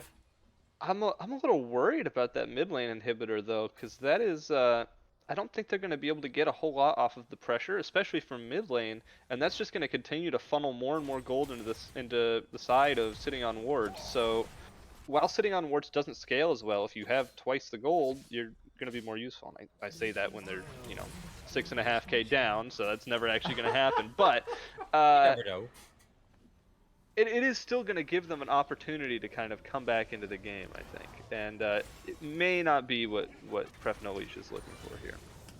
But again, this Veigar is putting in some serious work this game. 264 stacks on the phenomenal evil power, by the way. Total AP? That's total AP is going to be 725 already. Wow. In 22 minutes. Yeah. 22 minutes. That's That is a lot Somebody's of getting damage. popped. How much does the ulti do? Can you check and see how much the ulti does and how much health Dank Cheddar has? Right now the ultimate can do. Oh, hold on one second. Brandon got so getting caught out. It doesn't matter about the ulti if you can't use it on anybody. But hold on, he does do a lot of damage before being shut down there by Luma, though. The Death Realm is going to go in, but it is not really going to save anybody for that long. Jack Spectrum's getting taken down quite low. Doesn't matter, though. Diagon's forced to pop the ulti a little bit early as well. Finds ourselves in a 4v4. Everyone's going to circle around. Dragon's not up for another 40 seconds, so fighting it a little bit early. Aki Aiden's going to get caught out on a vision ward here. They're setting up quite nicely on the side of sitting on wards. Oh no, the headbutt gets him to safety over the wall. I don't know if that was planned or not, but a little bit unfortunate. I'm going to be honest. Yeah. I think the way that sitting on wards gets back into this game is Elder. If they can get this soul and get this Elder, and I don't think they're in danger of losing before the Elder spawns. That was I think very they're going to unfortunate. be, despite their gold. Well, Brandon Guts is back up. Yeah, and we have one very low agency. The current call is going to go in from the back line. Nice knockup, though. Fridge is getting taken down extremely low. The Primordial Burst is going to be used, but it doesn't matter. The passive is available. There we go. Veigar's going to go ahead and pick up one kill. Double kill now back onto Brandon Guts. Luma is going to be the next one on the menu here. Is it going to be enough? Of course it is. Double kill given on over to Cowboy Eric and the infinite movement speed of Zeri. And this is going to be the first dragon of the game given on over to Pref no leash. And they could make their way on over to the Baron if they technically wanted to. No, they want to go ahead and try to end this, though, right down the mid lane. We do have a 20-second timer. I think Dank Cheddar might be enough, though. I don't think this is going to work. I think I that they're going to agree. be up in time. They might be able to get one. Oh, actually, that is a really low tower Wait, off that Rift Herald charge. Maybe they can just end it here. This is They can end it. They can end Ooh. it. Pref no Leash is going in for the kill. 2 towers down. They're going for the Nexus. Very nice. All the members are up now. Great dive onto the back line, but it doesn't matter. Nexus is all that they Nicely have their done eyes by on. Pref no Leash. And that is it. That's all she wrote, folks. Game number 2 in the books. We have Pref no Leash 1 sitting on wards 1.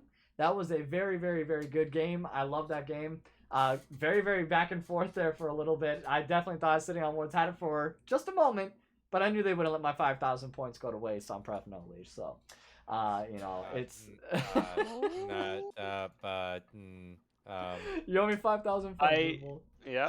That was there. impressive by take Pref it. no Leash though. They saw the opening and they took it and they've taken it to a game 3 even. Yeah, it is gonna be a I'm game 3. so excited for this. Yes, this is going to be absolutely amazing, and we're going to go ahead and go to a small little intermission while we get ready here for game number 3. Do not go anywhere, though. We will be right back with more action. Peace out.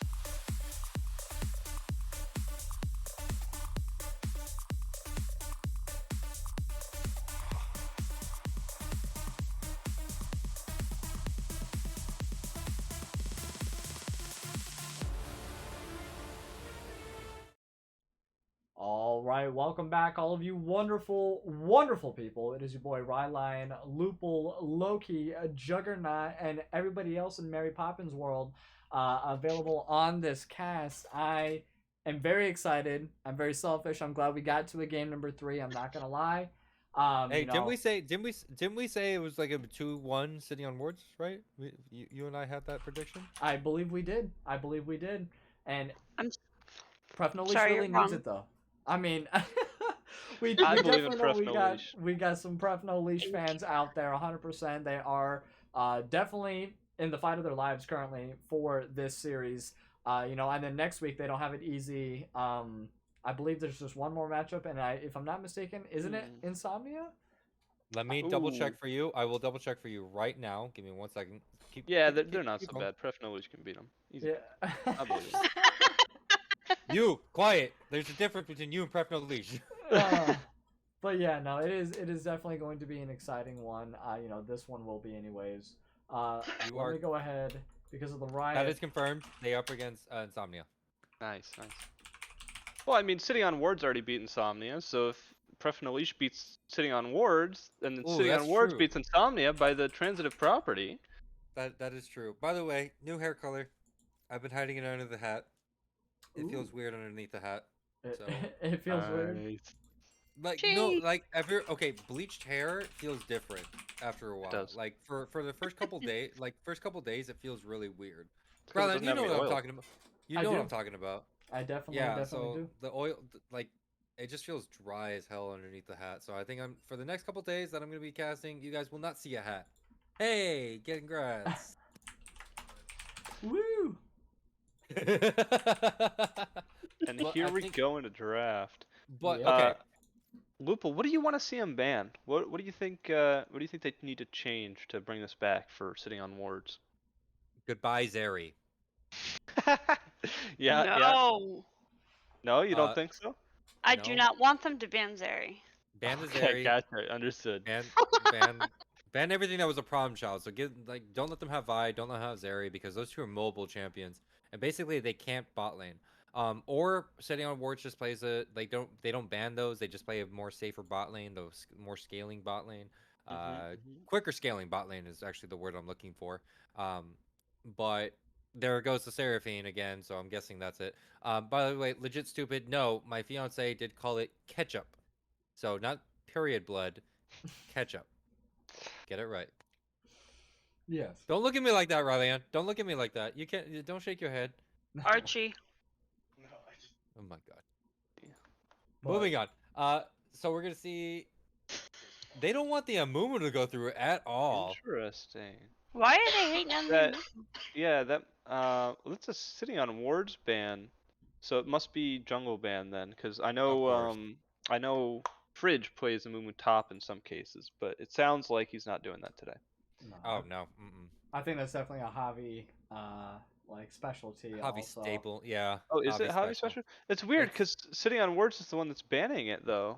Yeah, I mean, Jack is also a pretty well-known Amumu Yeah, player. Also went with And the Hackroom, but Vi ban. I think he's kind of out of it right now. But they got rid Those of. bot lane ganks. Well, There goes Vi that was Vi. on Pref No Leash Mm. last game. Was she not? Yeah. Yeah, Mhm. yeah. Yeah. There was a lot of bot lane ganks in that last game that really kind of made the difference there. And the perfect Yes! Trundle, let's go! Yes, Flex pick Trundle. You know I love Oh, to see me some no. Trundle. I know This you do. camp's You so much split fun. push. You It's split so much pusher. fun, dude. You horrible split pusher. I love playing Trundle in the jungle though. Trundle in the jungle is so much fun. Like you can literally take anything you want when you play Trundle in jungle. He's the troll king. Yeah, Dragon, mine. Herald, mine. All your Baron, camps? not so much. Yeah, all mine. Well, it depends. Who had all the crazy steals like a couple weeks back? The Clisby. Oh, Clisby. Clisby. And that was actually insane. The Clisby steals. I think that was last split. He just kept I on know- stealing everything. Like with the Sejuani, I believe he was that game. It was insane. Absolutely insane. You're gonna play Volibear into a Trundle. I don't. All right, Juggernaut. Ooh. How does this Risky. matchup go? In top lane, Volibear wins early because Volibear always wins early, Always. right? By definition. Yes. But come one item, I don't know. I think it's much more even. And Trundle definitely scales better. So it's really just a question of, does Trundle lose too hard early game to make him irrelevant later on? That being said, my guess is this is a Volibear jungle and not a Volibear top. Just the Zeri's from what I back. know about the players. The And Zeri's the back. Zeri, ooh, that's big. But there you go, Loki. You got your wish. Congratulations. I love how she cut out. Like, That the did we cutout was- disconnect her? Did we It was- disconnect her? Can somebody check? Don't you dare. No, we're not. I we're would not never gonna be do that mean. I'd never be that mean. Mm. Especially not on cast. But do you? Okay, all right. Juggernaut or Rylionn? Actually, Rylionn, you're an AD carry main, right? Yep. All right. Who do you think is? Oh, do you think Avaris is a great pick into a Zeri?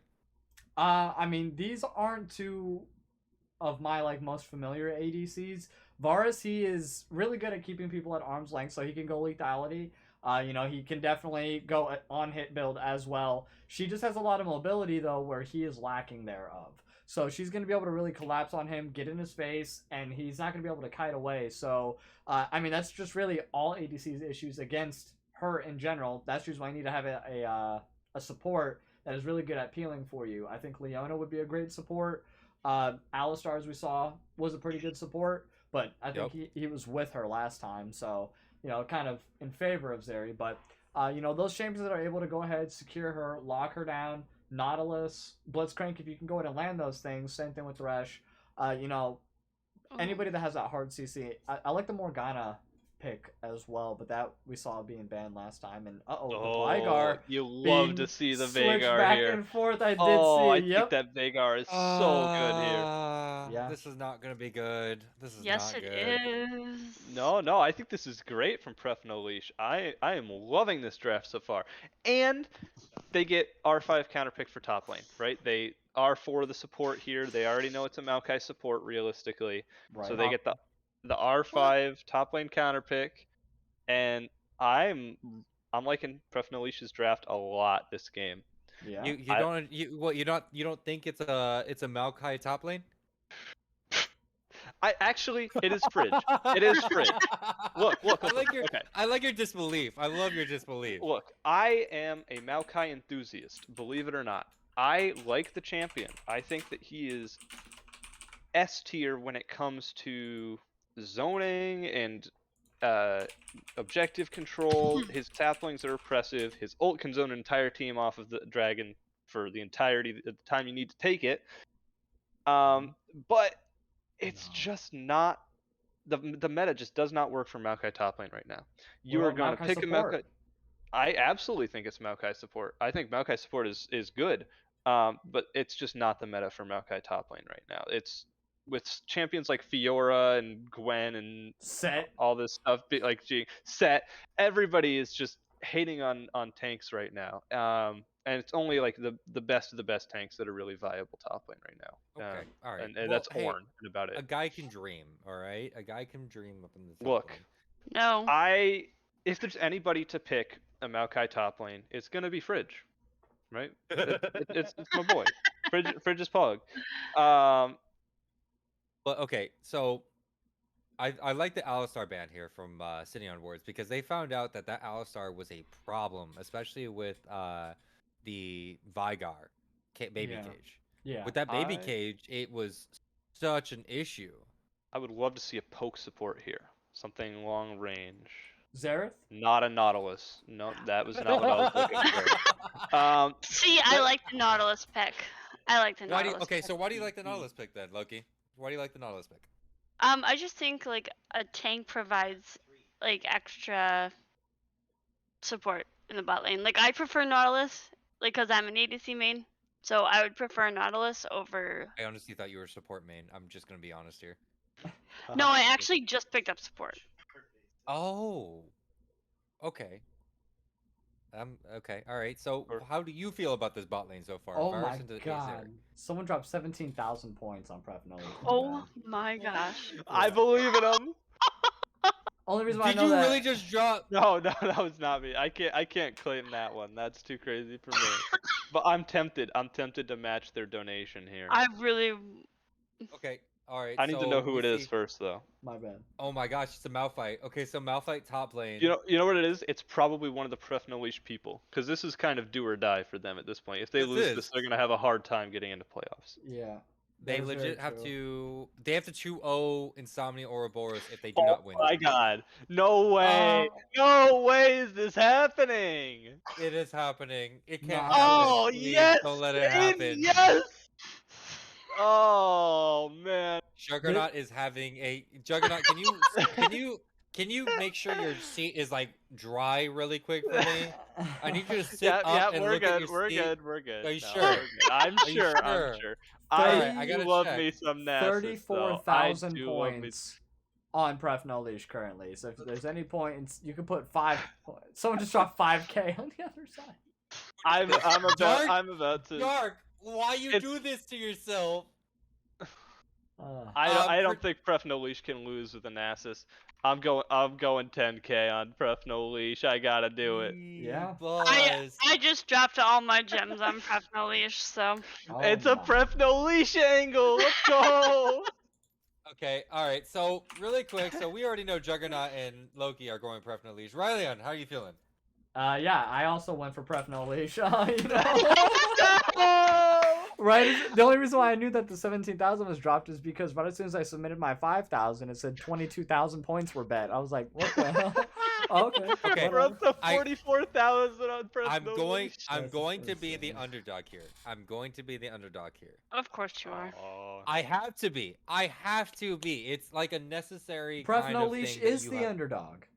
What the heck are you talking about? Okay, you three are deciding on on Pref No Leash, right? Yes.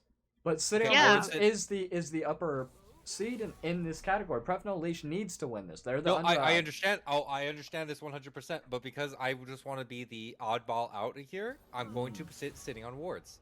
I am going to be the oddball out this time. I You will don't have to vote against us for that to happen. Shush. No, I want to vote against you specifically. Moving on. No, but this is honestly, this goes to show, like, if this team beats a Gnosis, there you go, Juggernaut. You better watch out because this team, like, if it actually happens. No. We already beat them week 2, week 3. No, but like just this lineup. If this lineup can actually beat a Gnosis, then they figure it out. They unlock the secret to making sure that you do not do anything. You do not sit anywhere. You go sit in your fountain and you sit there and you cry. No. Okay. Juggernaut's Gnosis is built different though. I know it is. Okay, I know it is. He's but a completely different person in top lane, 100%. But like, okay. yeah, definitely. I mean, I like everything that's going on right now with Pref No Leash's comp. They have the 2 infinite scalings from the Vigar and the Gnosis. You know, the Jack Spectrum Volley Bear as well. We definitely know how big of a menace that can be. I'm just kind of thrown off, not gonna lie, by Luma's pick on Corki. Because I definitely don't think it's gonna be Dank Cheddar on Corki. I think it's gonna be Dank Cheddar on the Varus. And Agency with the Maokai. All you gotta really do is AP avoid. Maokai. If you, AP Maokai. if you avoid the bushes, you're fine. You know, you don't have much to worry about. But You can never avoid the bushes. let's see if Agency is able to, set up those angles correctly, able to go ahead and put some saplings in the right spot. Not only that, it's also going to be about really good timing on his ulti. It's going to be a lot about these objective fights around bot lane, especially around the dragon. And then maybe not so much unless he decides to roam pretty heavy to the top side. I don't think he'll be present around, Rift Herald all that much. Baron definitely later on, but it's really going to be detrimental for him to use his ulti at the right moment for the engage. I don't like how slow it is. You can see it coming 1,000 miles away. You stand in front of one person, and it's just like, all right, we're done. And that's it. That's all you got to do. I don't like that very much. I just think it's very ineffective. And that's another big reason why that I'm going with Pref No Leash is because, I don't know, Agency. You'll have to show me what the AP Maokai is all about, because I'm not here for it. You have not sold me on it. Not even close. But we have but the one thing- person. The thing, okay, the thing is that I also have to say something. Corki can carry. A Corki damage, later on in the game, Corki can deal damage. Against the Vigar? The range difference is what the thing is as well. There's a big range difference, especially with the rockets. I guess that's true. I will have to Yeah. say this. That's I the will say one this. thing I'm worried about. That's the one thing that people should be worried about. I mean, a lot of people are saying this, like Nas's gap and all that stuff, but some people do not believe in the Corki, and that is where some people are always underestimating. Um, Corki hasn't been touched a lot. Corki hasn't been touched in patches, hasn't been touched in anything. They got little nerf when it was happening to be like a very high carry mid laner. There was a slight little nerf, and it's just gonna keep going Right. because the Corki has the range, the Corki has everything. The Corki has the maneuverability out of the Vygar baby cage before the Vygar baby cage pops through. Also, the Volibear ganks are not going to be very effective. The Nautilus roams still not going to be very effective as long as sitting on Ward's mid laner is able to maneuver properly. There is no way possible that Corki will be caught. We'll have Okay, to see. I'm I just mean, gonna make sure that happens. it's just going to be timing on the package itself, because that's really going to be the most detrimental. And if they do the repeat ganks, which we've seen Jack Spectrum do definitely, they are able to go ahead. Diagons is also not shy to roaming, so we could definitely see some Nautilus roams, and then just a immediate follow up gank come in from Volibear, and they have a couple of answers for it, but I can definitely see where you're coming from 100%. The poking is going to be kind of ridiculous. He has the phosphorus bombs, and then after level 6, when he has the upgraded package and he has all of his rockets on his R, yeah, that's. I mean, AP Corki or mixture like AP Hybrid AD Corki. Hybrid Corki. Okay. Like hybrid Corki deals damage. Like you just build. I think it's you build a Manamune, then you start building. You build. I think it's Luden's Echo into a Tiamat item. I think it's Ravenous Hydra? Hunter. Oh, Hydra, okay. Ravenous No, Hydra, might be. and then you just start just shooting rockets, and the rockets proc the Ravenous Hydra and also the Ludens. So and it's just damage on damage on damage on damage on damage, and the damage is very consistent. Okay. Well, if you So- can build to that point, definitely. Yeah, it's to my mind, this game all revolves around the Nasus.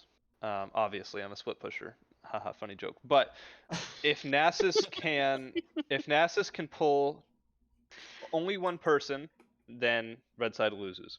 If Nasus pulls two people, it's roughly even, right? They have a 50-50 chance. If Nasus can pull 3+ people and not die, I think that Pref No Leash will have a very good chance. And then beyond that, in terms of the other, like the small or the rest of the team, both sides need to be at the objective first. So I think that if they're playing properly, there's going to be a long build-up period to every objective where they're sitting there and waiting for the other team to come in, because both sides want to let the other team come into them. And they both have engage, but they both want to do the same thing. So I think those are the two key points for this game. Absolutely. Well, I mean, with that being said, let's go ahead. We're going to cut it to a quick little intermission, though, while we get ready for the in-game delay and everything here for the final game of this series. Best of 3. Pref No Leash versus Sitting on Wards. This is it. There's no more games after this one, and this will be the closeout for the beginning of round number 6 here for the SBS. Do not go anywhere. The 4 of us will go ahead and reintroduce ourselves in a little bit. We'll be right back, though. Don't go anywhere.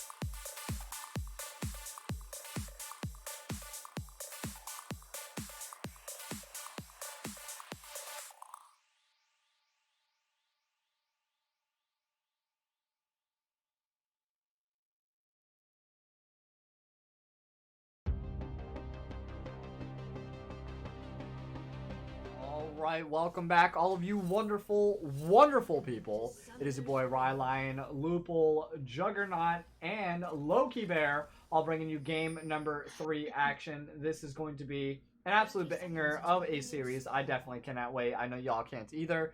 I was hoping to get some invade action, but it looks like they chickened out right at the last minute and went for that 5-point. Can't say I blame them. Dank. To lose. Look at Dank again. Look at that blue. Look at that ward that Dank was able to put. Yep. Right there. Like they don't even know that he was there. Like Dank is secret agent status right here. 100%. Stop him. Unreal. Malphite is just annoying. Walks up, cues, walks away.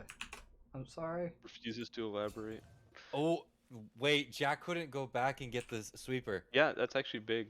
That's He's now- humongous. He now has Yellow Trinket. Yeah, Javi's now able to jungle track him now. This is gonna be great. This is great for them. Oh my gosh. No. Wait, are they gonna be setting up? Look at what Agassi and Dank are doing. They're just setting up. Oh no. No, you don't want to start Chickened out. They chickened out. They chickened Yeah. They didn't want Jack to be right around the corner. Yeah. They This realized bot lane's very gonna soon. be. It's gonna be a farm lane, I think, to begin with, though. Yeah. Let's see. I wasn't able to ask you, Loki, earlier, but you said you were an 80 carry main, right? Yep. But so how do you feel about the Zeri versus the Varus? I mean, Zerus is more like, or Varus is more ranged, but like I still have faith in Zeri because she's got a lot of mobility. A lot of mobility, which will be in her favor, in my opinion. I you hate think that. there's Is that her anything that- Q? What is that? That right there. Yeah. What is... That's her cue. That's her cue. She, you know, Yeah. like how how Riven and stuff like that, they're able to just like spam Q and stuff like that. Yeah, That's she can her. just do it. Yeah. She's Zero- worse because she's a. It doesn't take any mana. Yeah, Yeah, that's super No lame. mana. Super lame. And if it hits As- you, it hurts you. Just treat it like an auto, because it's basically like a auto skill shot. That was kind of the thought process behind her design, I think. Yeah, let's give her a no mana Ezreal Q. Great job, Riot. Yep, that is pretty much exactly what they said too. And with the passive on it, like you can just Yeah. auto and it deals more damage. Did Great we idea. mention it procs Cleaver Oh, instantly hold too? on 1 second. Jack Spectre making his way over to the top lane here. Gets a nice stun off on the fridge. The slow's going to go down anyways. One more bonk, and Let it's him all stack over 'em. from here. Don't First blood goes on over to Jack Spectrum. I know he was trying to give it to his good friend Aki for one There you nice go. little stack, but Yeah. definitely not this time. So, great job. First blood going on over to Pref. Leash starting off strong. Keeping up that momentum that they had last game here, trying to finish off that 2-1 to give them a nice contending spot into the playoffs here. One real quick note here. Nasus has opted in for the Ghost tech, which will let him team fight or escape better, but it means if he's on the split, he is committed, and he is not coming back. That's true. I like how you already have that insight for us. I really. That's because I've already done it. I love Ghost on Nasus. I think it's awesome. So. Thank Oh, you here so we go. much. Another Element. repeated gank coming in. The flash is going to be used by Fridge, though. This time, I don't think it's going to be enough, though. That slow is really, really weighing him down. There goes the Ghost inoculating with one final bonk. Is going to go ahead and pick up the kill. Repeated ganks, I told y'all, in the top side is something of Jack Spectrum's, like, signature formula to, like, how to jungle 101. And he does it. Capitalizes on it. Javi making his way into the bot lane here. Dane Chet is going to have to use the flash and the cleanse, so almost immediately Cowboy Eric gets the exhaust put on him. There goes the pillar to stop the I almost said advancement, but that is not the disengage of Cowboy Eric. Wow. And Dane Chet, you know, nice hitting a level 4, getting a little bit of health there, but I was going to say almost had the back, but not quite yet. Man, lane ganks are just the worst. It's They're the best like, things to do. No, please, no No. more lane ganks. No. You never get you them. ever- You never get them in solo duo, and you never get them in flex. They only happen in these kinds of games. No, Tournament, I team-based promise games. you. What do you I will get mean? like one in every 5 games somebody will lane gank me, and every time it tilts me. Oh, it's just the worst. What I do you mean- mean? I Nunu lane gank. I love to Nunu lane gank. It's the best thing in the Well, world. that's All of a sudden different. you just No, you're horrible. You're horrible. Yes, Shaco lane ganks are yes. the best. Shaco lane ganks are the best though. Oh my gosh. Just they're keeps the getting best. worse. I hate Shaco so much. Is there like anybody in the game that doesn't play Shaco that also doesn't hate Shaco? True. I'm trying I to love- think of one person and I cannot. Hold on 1 second. Pref no leash making the way over to the first dragon of the game. It is a Really Cloud go for Drake. Hobby Hobby doesn't have any vision available. Hops on over Oh, into no. a 3v1. Oh my god. I know he has He two has other flash. teammates. He has flash. Okay. Nah, he's not Flash gonna was flash. available. Nice. He's not gonna flash. Doesn't Cowboy need to. Eric dashes into the Ooh. wall. Didn't think we saw that, but we did. Had the Oh, flash. that's a flash. That's what happens when you miss the dash. You have to flash. By the way, Aki is at 69 stacks. Nice. Already, wow. Not bad, not bad. Pre Branded 10 Guts? minutes doesn't matter. Oh yeah, how many seconds? Branded Guts. 41. Okay. Nice, nice. Not bad, not bad. The stacks are starting to go up. Also winning in farm over the Corki. I just want that to be known right now. For now. His Vagar's a menace. Oh, hold on 1 second. We have a Yep. gank coming in from Fridge, though. Very nice unstoppable force coming in from the Fog of War. But wait, the Baby Cage stops them in their tracks. And they do get Brandon Guts very low and his flash. But they do not pick him up, though. So he does walk out of there. Still 2-0 in Pref No Leash's favor. Lumen, though, or oh my god. Luma Nani. Oh my god. Luma Mani? Luma. You're just going to be We called actually- Luma. We have to shorten that. Luma. There we go. Yes. We shortened it. God, Okay, Luma. With Luma, I think honestly it's just gonna be really. They got to level 6. Oh, here There we you go. go, Jack Spectrum congratulations. making away. Another gank. Flash stun, though. Nice pull in Nice. from Diagons, though. Agency forced to flash. Very nice. Cowboy Eric's going to take one tower shot, unfortunately. But great gank coming in from Jack Spectrum. Having the flash and the ulti readily available there. Going ahead and locking that down. It was perfect timing on the ult too. He managed to get behind them while hitting the tower and still hitting them with the ult. That was just everything all at once. It's perfect. Phenomenal. Absolutely phenomenal. I Ooh, does pick up the tower, or the cannon. Uh-oh, we have an ultimate and a ghost being popped off. That's one bonk, that's two bonks. And is that going to be enough? Oh, Flash is out of tower range. Good thing, too, because he was going to die. Yeah, he is getting shot. How many stacks on the Aki Aiden? So far, we're at 114 stacks on Aki and Oh, 59 stacks yeah. on Branded. Okay. Luma, though, is the... I'm keeping my eye on Luma, personally, just to see how well this goes, because Luma has the tier now. And also, soon to be building the next components of the item. Hit level 7, hit level 8 already, has the rockets, and the big rocket... Oh, here we go. This is exactly what I was talking about. Yep. Diagon's going to go ahead and Hex Flash. Over the wall, very nice. Does Yeah. land it. There goes the package, though, to go ahead and jump out of there. Luma already used it. It's going to be down for a little bit, though. So here comes a repeated gank, maybe? Or no, Jack's going to go ahead and make his way on over to the Rift Herald. Or his red buff, actually. The Red buff. Corki did also opt into a Cull, which is going to make him weaker earlier, so they may have trouble contesting drags, but Corki's Later on really in going the to be able to game. put in some work. Yeah, especially once Yeah. he's got the Mana Moon stacked, he's got the Cull stacked, he's got 2 full items. That's when Corki's really just going to be a menace. So I bet this is sitting on wards is basically waiting on Luma. This is the name of the game. They are literally waiting on Luma to get online. Yes, they And are. I don't think that that's a bad idea, because both Agassi, we have Javi and we have Fridge, and they're both like tank. Like Javi wants to wait later on in the game while everybody else is getting tanky. Fridge is gonna get tankier, you know. But I don't And think it's going to so- be enough here. Cowboy Eric forces the cleanse as well. There goes the ultimate used by Agency. It is going to catch only Diagons. Cowboy Eric forced to go ahead and try to bob and weave, but it doesn't matter. Javi's waiting onto the back line. Nice flash forward to get the slow. Is it going to be enough, though? Javi's going all the way, diving underneath tower. That's going to be one more tower hit. It is enough. Cowboy Eric gets the kill off onto Javi, and this is going to be a Rift Herald going on over to Pref No Leash. 5-1 currently, or 5-2-1, I should say, with the 2K gold lead on over to Pref No Leash. Very nice moves. I like the dash. I like the patience coming in from Cowboy Eric there. It just, I think, overstepped a little bit too far coming in from the side of sitting on wards, but you live and you learn.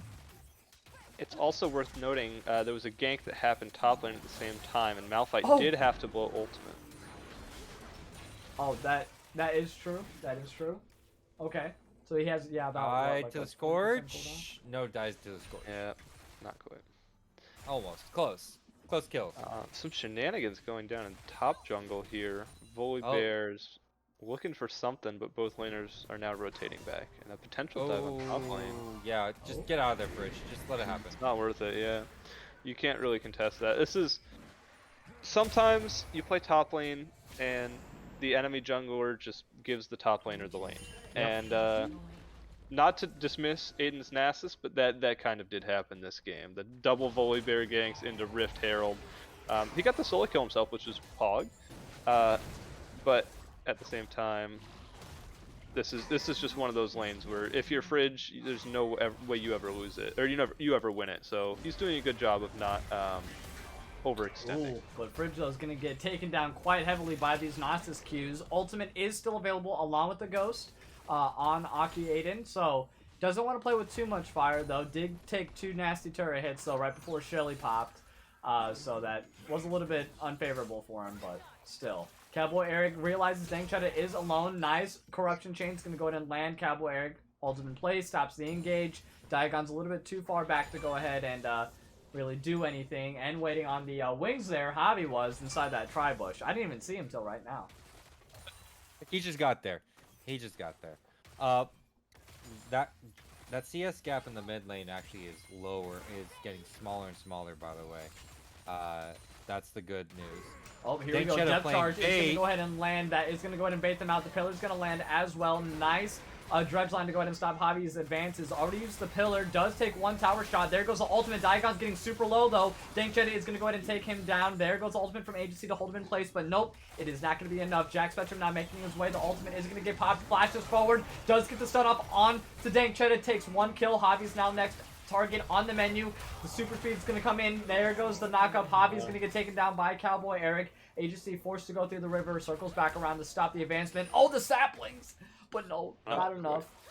And, yeah. The AP's almost there. The AP's almost there.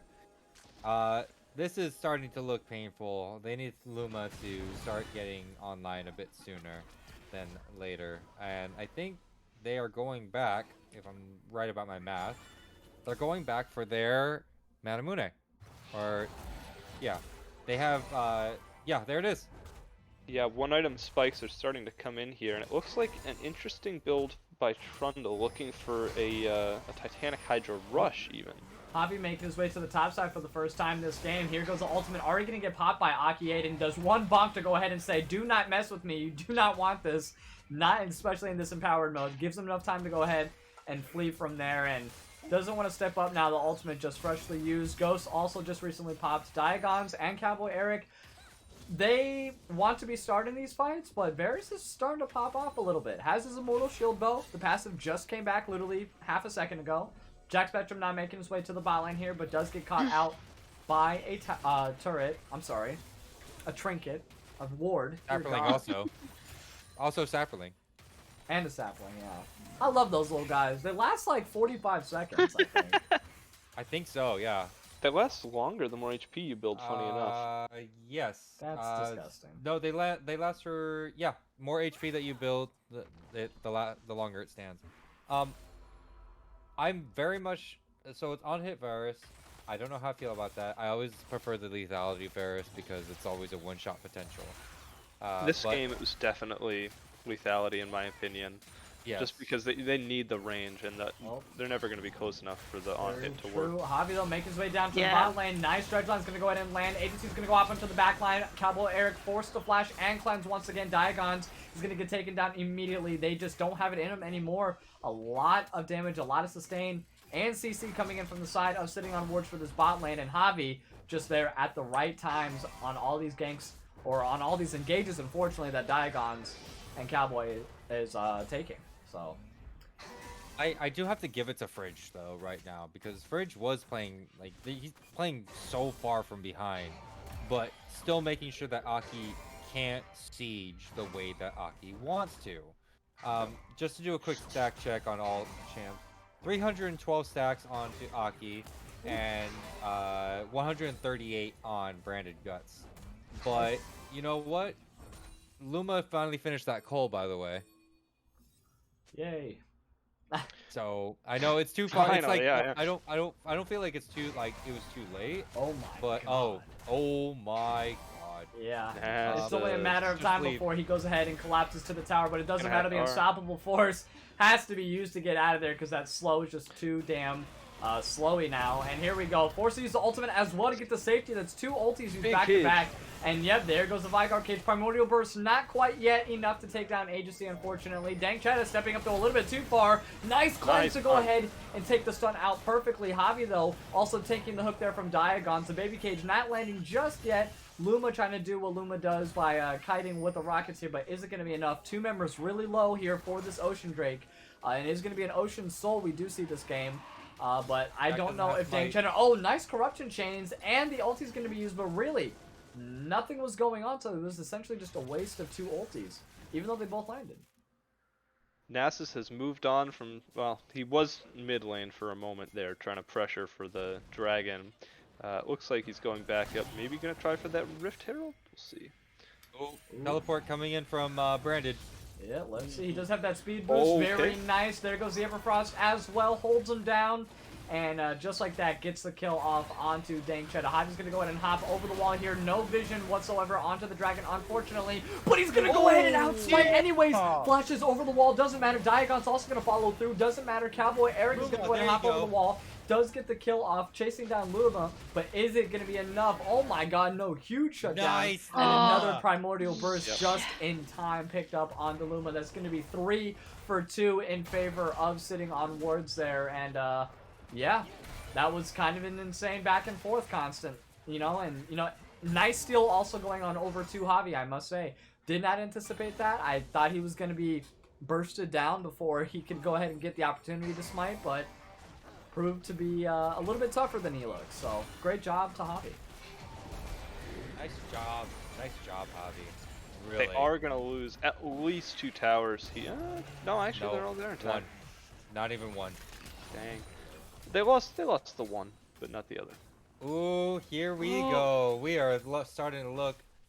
Luma's starting to look online, boys and girls. Yeah, that Here was we a go. big fight for the side of sitting on wards. They got so much gold. They got the objective bounty, and they got the shutdown onto Zeri on the Corki, right? So Corki's starting to come online, and they got that bonus gold for everybody. Unfortunately, Malphite hasn't finished an item yet, but at the same time, it's Malphite. He doesn't need items. He only needs Jesus, R. that damage. That's true. That's a good point. He doesn't need items. All He he just needs to needs- exist.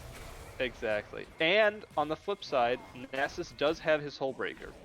And at this point, Nasus is going to start to be able to absolutely just force towers. Oh, here we go. There No, we he's going go. to go ahead and engage onto the bot line here. Agency forced to use the ulti to try to hold him in place, but is it going to be enough? Not even close. Dangchetta absolutely annihilated off the map here. Brandon Guts is going to go ahead and run down Agency. Has the red and the blue buff, so that's going to go ahead. Alright. Primordial Burst just for good measure. And gets the kill. That's going to be 2 for 0 going on over to Pref No Leash. And they really, really want this. Like, Stack check. Just letting you know. 369 on Nasus, and Branded Guts got 199. AP So- on Vicar? 199, and AP grand total is 579. For context, as a Nasus Yes. player, in general, you are looking for 20 stacks per minute, right? So at 20 minutes, you should have 400 400. stacks. Yep. Oh, actually, that's. I'm sorry. I thought he was way ahead of where he should be, but No, he's just about. He's that's just about where he should there. be. Yeah, yeah. Damn, that was less impressive than I thought. I thought it was further ahead than it actually was. My bad. Okay, Diagon's all making his way He's to still the top doing a great side. job on the net. Fridge, there goes the Death Charge to go ahead and hold him in place. Forces the unstoppable force though to get out. We all knew that was going to come, so ulti for ulti. I think, don't quote me, but I think Diagon's has the lower cooldown than Fridge does on the ultimate there. And here we go, I mean, yep. Both pretty low cooldown here. Yeah. They're pretty much comparable, actually. I think Malphite has a slightly lower Ooh, cooldown. the but cleanse is going to be not- forced, though, onto Dang Cheddar. The corruption chains are going to go ahead and hold Aki Aiden in place, though. He Ultimate does is not available. care. No, it does not That's a give lot a of single care in the world. That's a lot No, of damage, no. though. Not gonna lie. No, that's not that much damage. That's 2 Qs worth of healing there. Yeah, Oh, that's true. true. And he still has ulti available. And even though he Oh, only yeah, has yeah. a little bit of mana, that's just enough mana. Trust me. Yeah, it's for me. I'm half HP. I'm ready to fight. I'm Yeah. in. Half HP with 10% of my mana, that's 10% more Yeah. than I need. Exactly. Nasa's mentality. Nasa's mentality. Yep. I think actually Luma has the Muramana now, by the way. Nasus did take Triumph over Presence of Mind, so he is having more mana issues than you would expect to some degree. Presence of Mind, in my opinion, is one of the best Nasus runes for Nasus, just because he struggles with mana, and you don't want to build a tier. Yeah, good point. It looks like he's going in for the Frozen Heart, if I'm not mistaken. That's what the Glacial Shroud builds into. It does look like a Frozen Heart, yes. It's gonna be really good into Trundle, Corki, and Varus this game. Not incredible. We have 4 members going to top side. Meanwhile, Dank tried to force to flashes right into the wall. That is a horrible feeling. I feel so bad, my friend. We have all been there. And like you said, if you're not pulling 4 members, you ain't doing it right. It's Gnosis, and that's exactly what he did. Exactly. And and it proved to be effective. Here we go. We have the 4th dragon now on the map. It is going to be an Ocean Dragon. Hold on 1 second. Hobby's going to get stuck inside the baby cage. Primordial Burst goes a little bit too early, but doesn't matter. Brandon Guts does end up getting the kill here. Nice Big rocket and package going on over from Luma here, but into the middle of nobody there to back him up. Great job from Brandon Guts, but Agency is going to go ahead and pick up that kill. Does have that Leandres, and Flash was used by Brandon Guts to get away. But a 1 for 3 overall, I'll say that's definitely in Pref and Alicia's favor, and they can quite easily take this dragon and put them at least tied with sitting on wards. Meanwhile, on top lane.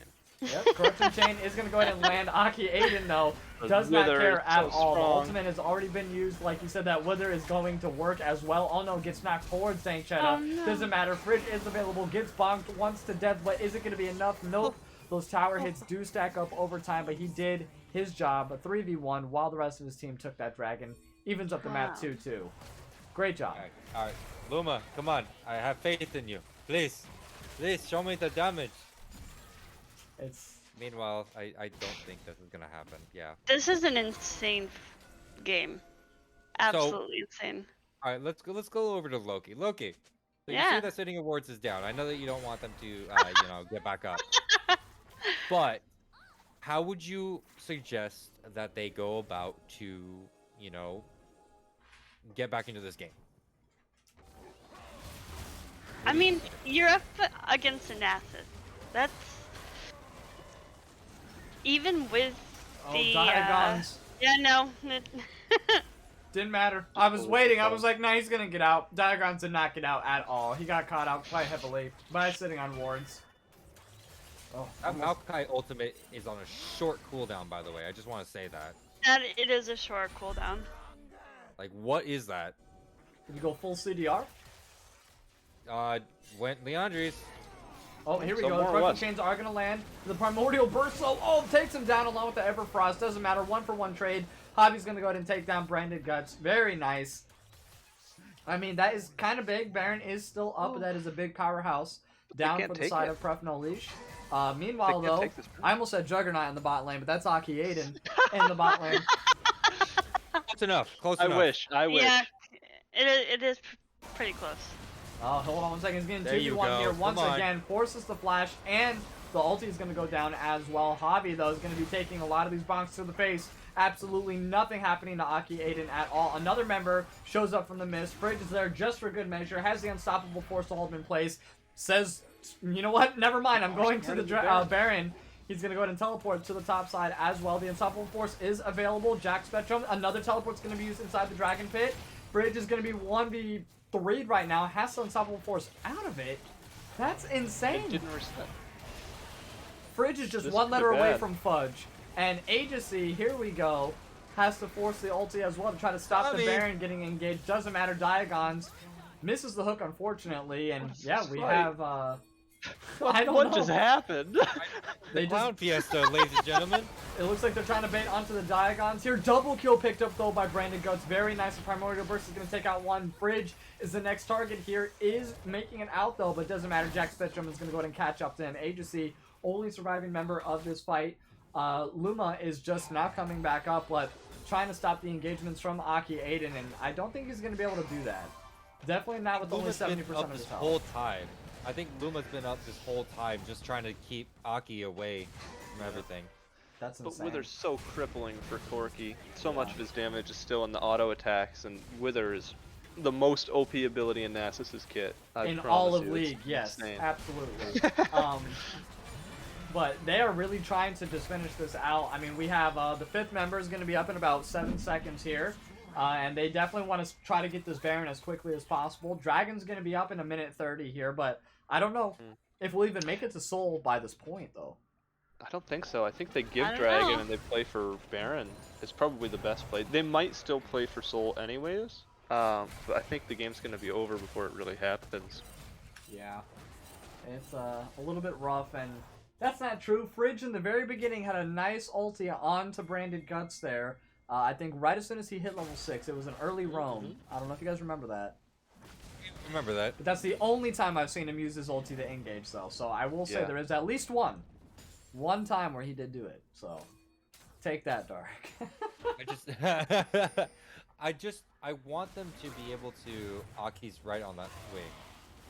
Aki's right on that wing. Sitting on wards is going to go ahead and start the Baron. They do have a pretty good DPS, so they might be able to get it, but Aki Aiden waiting onto the top side here. Hobby is already extremely low, so he might be the focus. The Corruption Pins are going to go off. All the ultimates are going to go off onto Aki Aiden here, and for good measure here, Dang Cheddar does get the kill. Agency forced to use the flash. Very nice. Gets the root and gets the stun and the pushback off onto Cowboy. Eric in the shutdown, giving on Get over Brandon Guts. You gotta get to the Brandon. Agency here. No, I'm sorry, not Agency. That was on over to Fridge, and the Primordial Burst does try to get Lumas, but it's not going to be in time. Another root, perfectly timed onto Brandon Guts. That's going to be 4 members down. 5th one here in just a moment. Yes, shutdown.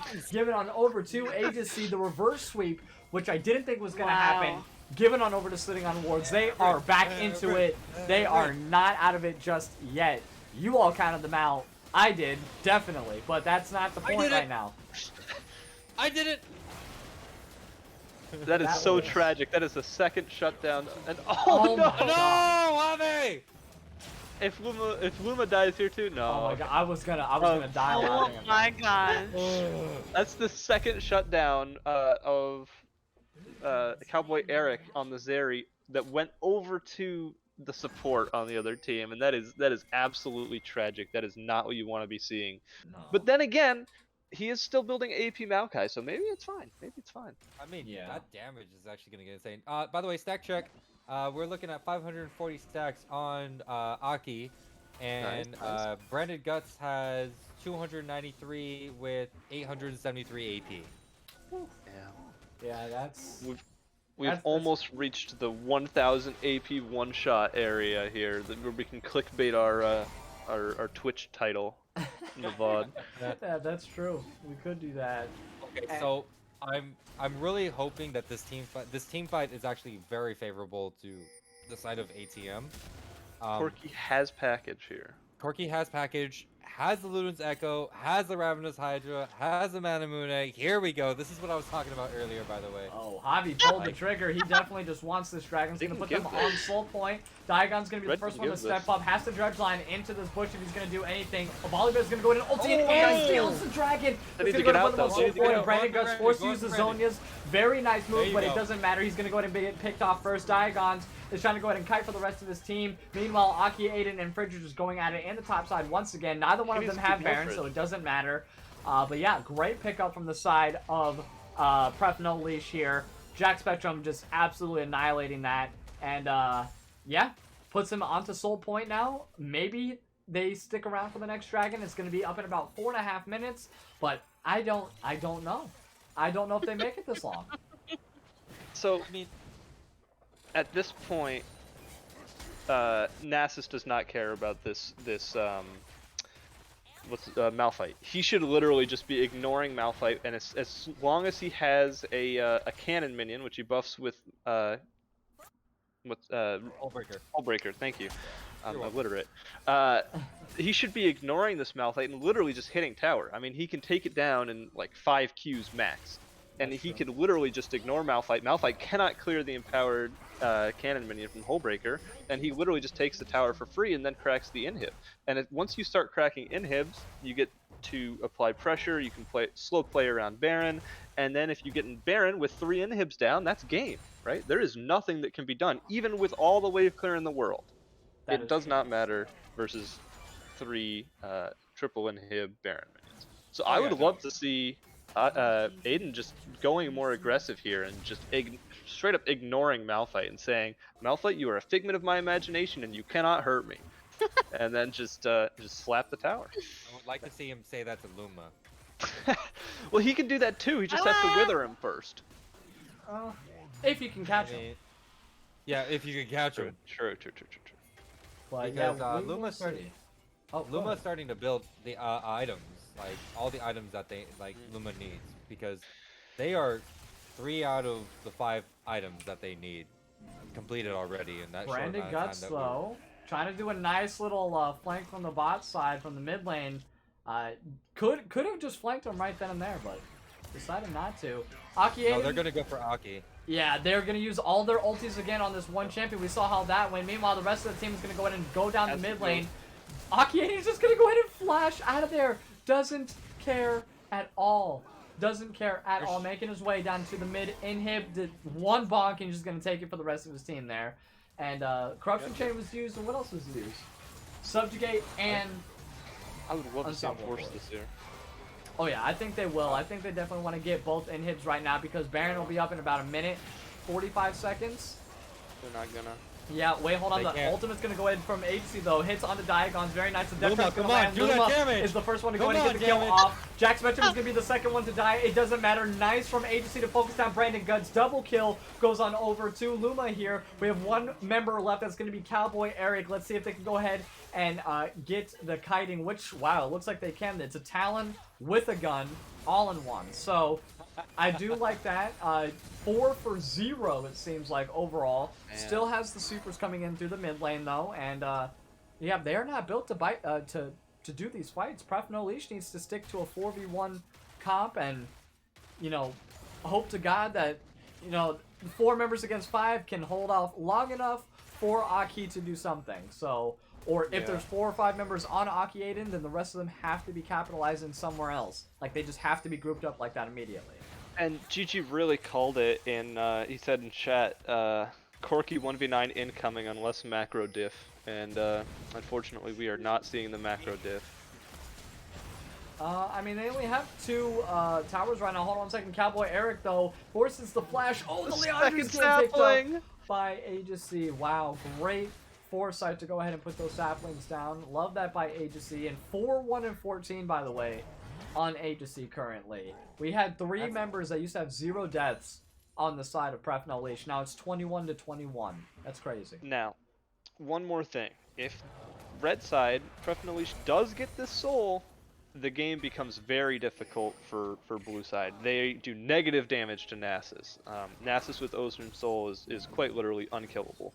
And this is one time I would actually love to see Nasus with the team. Alternatively, they could, and it looks like they may be calling for this, swap the Dragon Soul, or it actually wouldn't even give Soul over.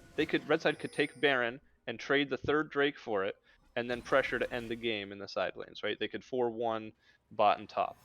and that may be the optimal play here. Oh no, Agency though Oh. trying to go ahead and get a little bit of vision where he can, but it's not That's going to be for huge. anything. Yep, and Huge. Agency does get shut down No. there by Branded Guts. Just like you said Aiden. in the great words of Juggernaut. Hold on Aiden, one please second. ignore him. Fridge running in slow motion over there. That was actually impressive.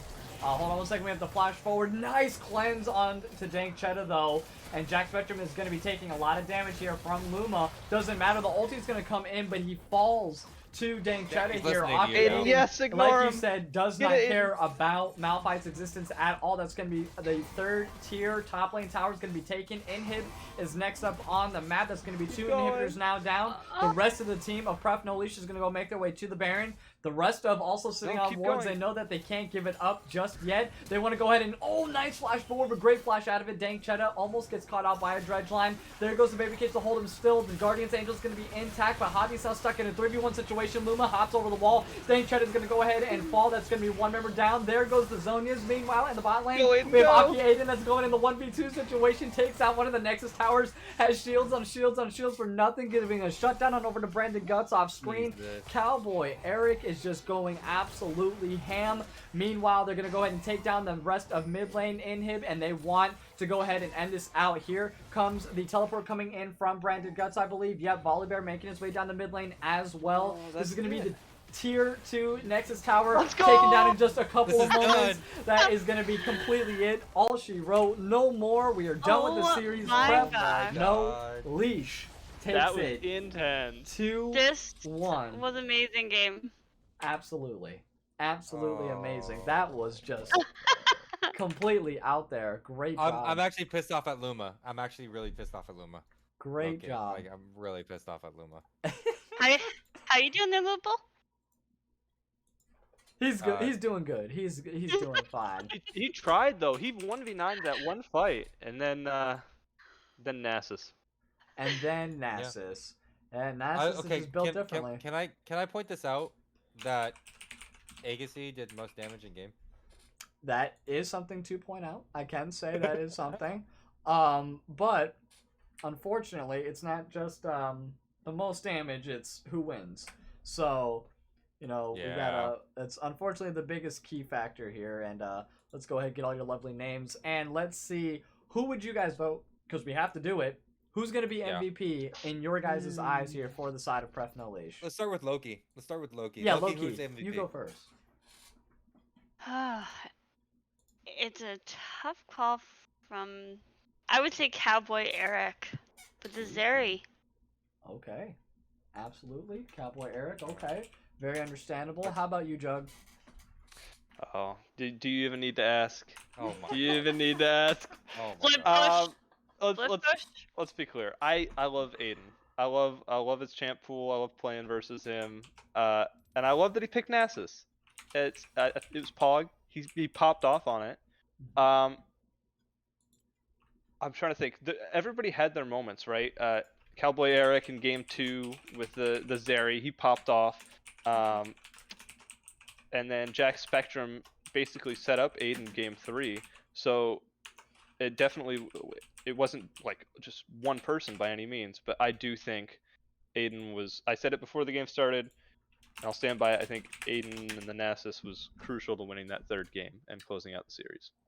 Absolutely. Okay, understandable. Lupul, how about you, my friend?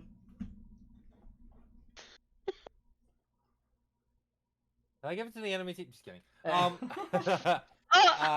No, Shoot. I'm actually gonna give it to. I want to give it to Jack. Okay. I want to give it to Jack. Junglers don't get Jack was very consistent with his ganks to game 2 and 3. Game Agreed. 1 was a bit slow on the roll, but game 2 and 3 they showed that they can actually do some damage to the enemy team. Not to mention also very sure missed a couple smites here or there, but was always in the right spot at the right time, especially during that last fight. Always making sure that Aki was able to get a head start on the game against Fridge.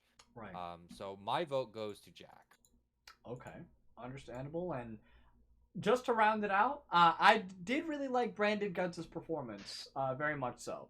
The only thing I really didn't like a whole lot was that Zillion first game pick. Not necessarily my favorite. Very clutch though with the ulties. Saved a lot of people. That is for certain. Definitely came in clutch. It's just I prefer to have seen Lux in the mid lane and then seen Zillion in the support role against a Ziggs Swain in the bot lane. They need that equal amount of poke.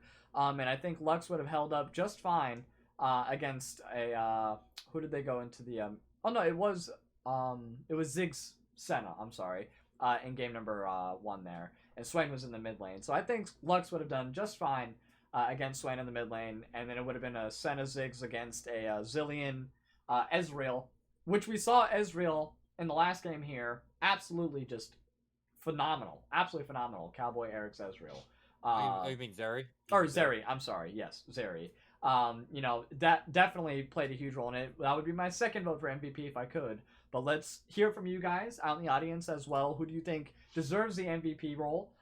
We have a couple more minutes left on that. And actually, no, I think that might be it. Oh, no, we have a little bit more time. I'm sorry. But it looks like a lot of you are agreeing with Jack Spectrum. I'm gonna be honest. I just looked at the post game screen and saw Branded Guts' performance, and I didn't give him enough credit. I should have mentioned him in there because he popped off both games on that Veigar. I've seen him play it a bunch of times, and he is an absolute menace every game. Yeah. And I don't know why he keeps getting it, frankly. Yeah, that's a good question. I mean, some people, I don't understand how they get certain picks. Some people never get certain picks. Like Mustard Cat will never get Yumi. It just will never happen. Yep. Like, these are just straight up facts. And Jack Spectrum looks like he is the overall winner. Let's go ahead and drag him on in here. I know he loves being the MVP. I know he does. He really does. Where's he at? Oh, he's deafened and muted. Well, that's gonna change. Oh, what the? Where'd he go? What? He quit. Oh no! He said in chat that Diagons wants the interview. Okay, fine. Reject. So he's leaving, so that he's holding hostage the interview. Okay. Oh my god. You know what? We'll accept that. We want he wants Diagons as a stand-in. Hey, Diagon's got second place. Yeah, I'm gonna double Okay. check, but that is that's what it sounded like to me. All right, Diagons, you're being called upon, my friend. So you are going to be thrown in here. Here we go. Diagons, hello. Yo, Diagon. How Come on. are you? hey, I'm doing well. How's everybody doing tonight? Doing very well. I mean, that was an absolute amazing 3-game series. Thank you so much for giving us the honor to cast over that. Was it stressful just knowing the situation that you're in currently in the standings? Like, did you guys, I know you guys really wanted to 2-0, obviously, to get as many points as possible, but do you feel happy, though, at least with the 2-1 outcome over sitting on wards? I think we feel a lot happier about it since we lost game 1, right? Like, obviously, we came into the series hoping that we could get a 2-0, but I mean, that's a big dream against that team. It's a really great team, and game 1 we just got stomped, right? There's no other words for it. And so after coming in with the mentality that we need the 2-0 for playoff points, we had to refresh our mindset a little bit, go into game 2 and get the hard stomp back. And then game 3 was obviously a elite banger. So, we definitely want the 2-0, right? But in the end, coming in and that just automatically just getting handed that lost game 1, it definitely felt just as good to come back from that and do the reverse sweep. 100%. And I mean, you guys did an amazing job. This now puts you at 7 points overall. So I don't remember the verdict between On-Goat and Needlessly Large Rods. I know one of them 2-0'd. I think it was. Give me 1 second. I'll double check that on you. Keep going. I want to say it's On-Goat 2-0 Needlessly Large Rods. I want to say it, but I'm not confident. It might be the other way around. But this puts you in a nice, healthy, 5th place spot. You still have 1 more week, though, to prove yourselves to go ahead and, at least get that 4th place playoff spot. And who are you versing? Insomnia, if I'm not mistaken, next week, correct? That's a great question. Okay, yeah. So there you go. Yeah, you are. So you are versing Insomnia. They are now the number 2 team, in the division. They've been number 1 for the better part of the entire split. Granted, one could say they had an easier lineup, quote unquote, in the very beginning. But are you nervous? This could be the last game of the entire series, or if you guys do end up winning 2-1 or 2-0 over them, I believe that might put you right into that 4th place spot. Oh, sorry about that. It was 2-1. Needlessly large rod.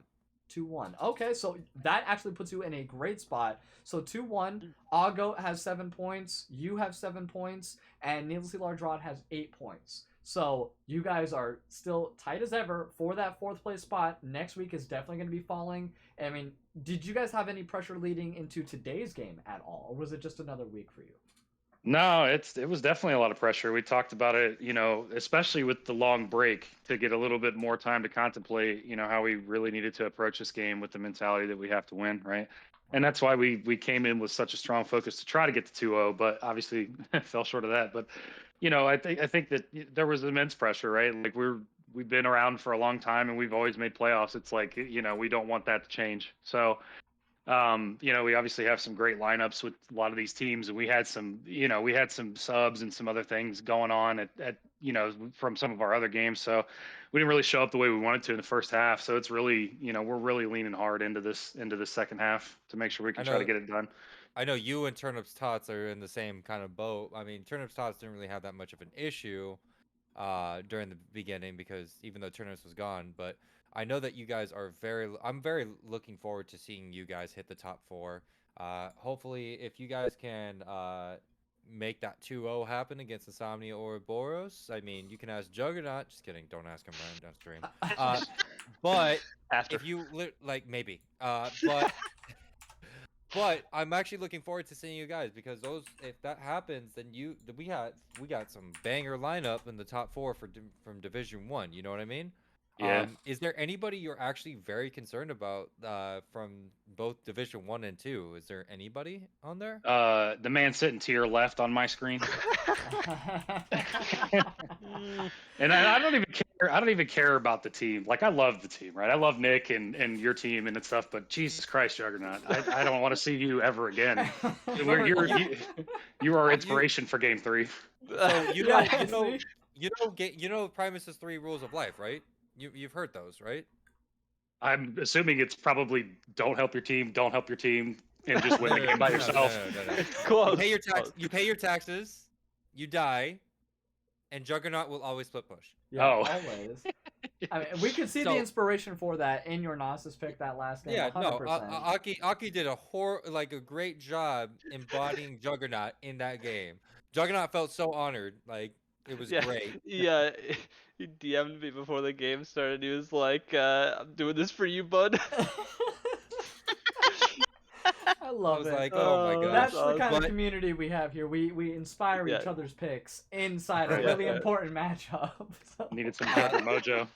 Loki, do you have any questions for Diagonus? Questions? No, but I just want to say you guys all played great. Like those were like great games. Yeah, Learned appreciate a it. whole lot as well. I mean, you guys did phenomenal. Corky, it was a little bit iffy going into the Corky. Now, I kind of underplayed the Corky a little bit, but Luma did a wonderful job on the Corky, doing a lot of damage to you guys, keeping you guys at bay.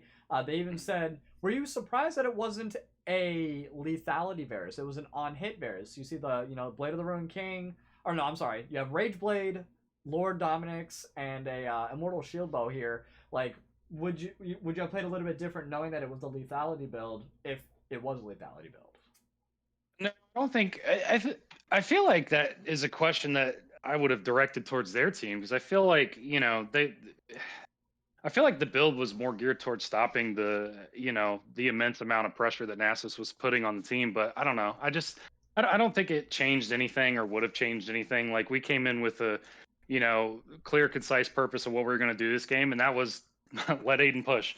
Like, we have good 4v4, right? We've got Vygar Cage, we've got a lot of CC in the Nautilus pick, and even though we didn't do really well in the 4v4, we still just let Aiden push, and it really didn't. No matter what they were doing, it really didn't change our mindset and our build or anything about what we were going to do to try to accomplish that. So I don't think any build would have really made a difference for us in terms of what we wanted to accomplish with that team comp. Yeah, good points. And I mean, any closing remarks, anything that you got to say, any shout outs that you want to give out to anybody before we go ahead and close up here for tonight? I just really appreciate, Sal bringing their A game as always. I mean, it's always a fun time. We've scrimmed them several times too, and it's I'm glad we got to portray as much fun on the screen for everybody as we have, offline, because that team is always a limit test for us. So no, it was great. I'm glad. And the sportsmanship is there. You guys are one of our oldest teams. Both of you are some of our oldest teams inside the org itself. So it's always nice to see you guys go up against each other. But thank you for tonight's games. Like I even said, for selfish reasons, I really want 3 games, and you guys gave them to me. So thank you. And, You're welcome. Thank you to the multicast that we had here tonight. Definitely not planned, but very much liked this a lot. We had Loki Bear and Juggernaut going ahead and joining Lupul and I tonight here. Definitely was a lot cleaner than it could have been, and that's for Yeah. certain. So, I had very after thinking about it, I was like, maybe this is a lot of people, but then I was like, nah, this is fine, and it turned out perfectly fine. So thank you to the both of you for joining us. Great additions to the cast here tonight. I know everybody else out there enjoyed y'all. I know you guys have your individual fan clubs starting as we speak. So Glad to be here. but that is going to be it here for tonight. Pref No Leash is going to be the victors over sitting on wards 2-1 in this best of 3 series in round number 6. And meanwhile, let me go ahead and get real quick for you tomorrow's matchup. I don't think we have a set time just yet. No, it's 8 p.m. EST, my friend. 8 Yes. p.m. EST. Okay, I like that. For those of you that don't talk on the East Coast, that means East Coast time. 8 o'clock standard. It's going to be Mind Goblins versus Glacial Carnage. This is our quarterfinals. Dream Shatters, our higher ELO league. Tomorrow, once again, 8 p.m. Eastern Standard Time. This is going to be absolutely amazing. I'm looking forward to it. It's going to be the first of 2. The other one is going to be the Sunday. Don't know if there's a time for that one yet. I'm sure, Lupul, if you know, you can... 8 p.m. EST as well, I believe. Also if I 8 can- p.m. Eastern I will double Standard check Time. that. I will double check that to make sure I am not lying to you. Okay. Both are EST. Yes, 8 p.m. EST. I got you. Perfect. Love that. Well, thank you once again to everybody who joined us tonight. We wouldn't be here without any of you guys. Thank you once again, Loki Bear, Juggernaut. Congratulations once again to Diagons, our fill-in MVP, but that really means you're MVP.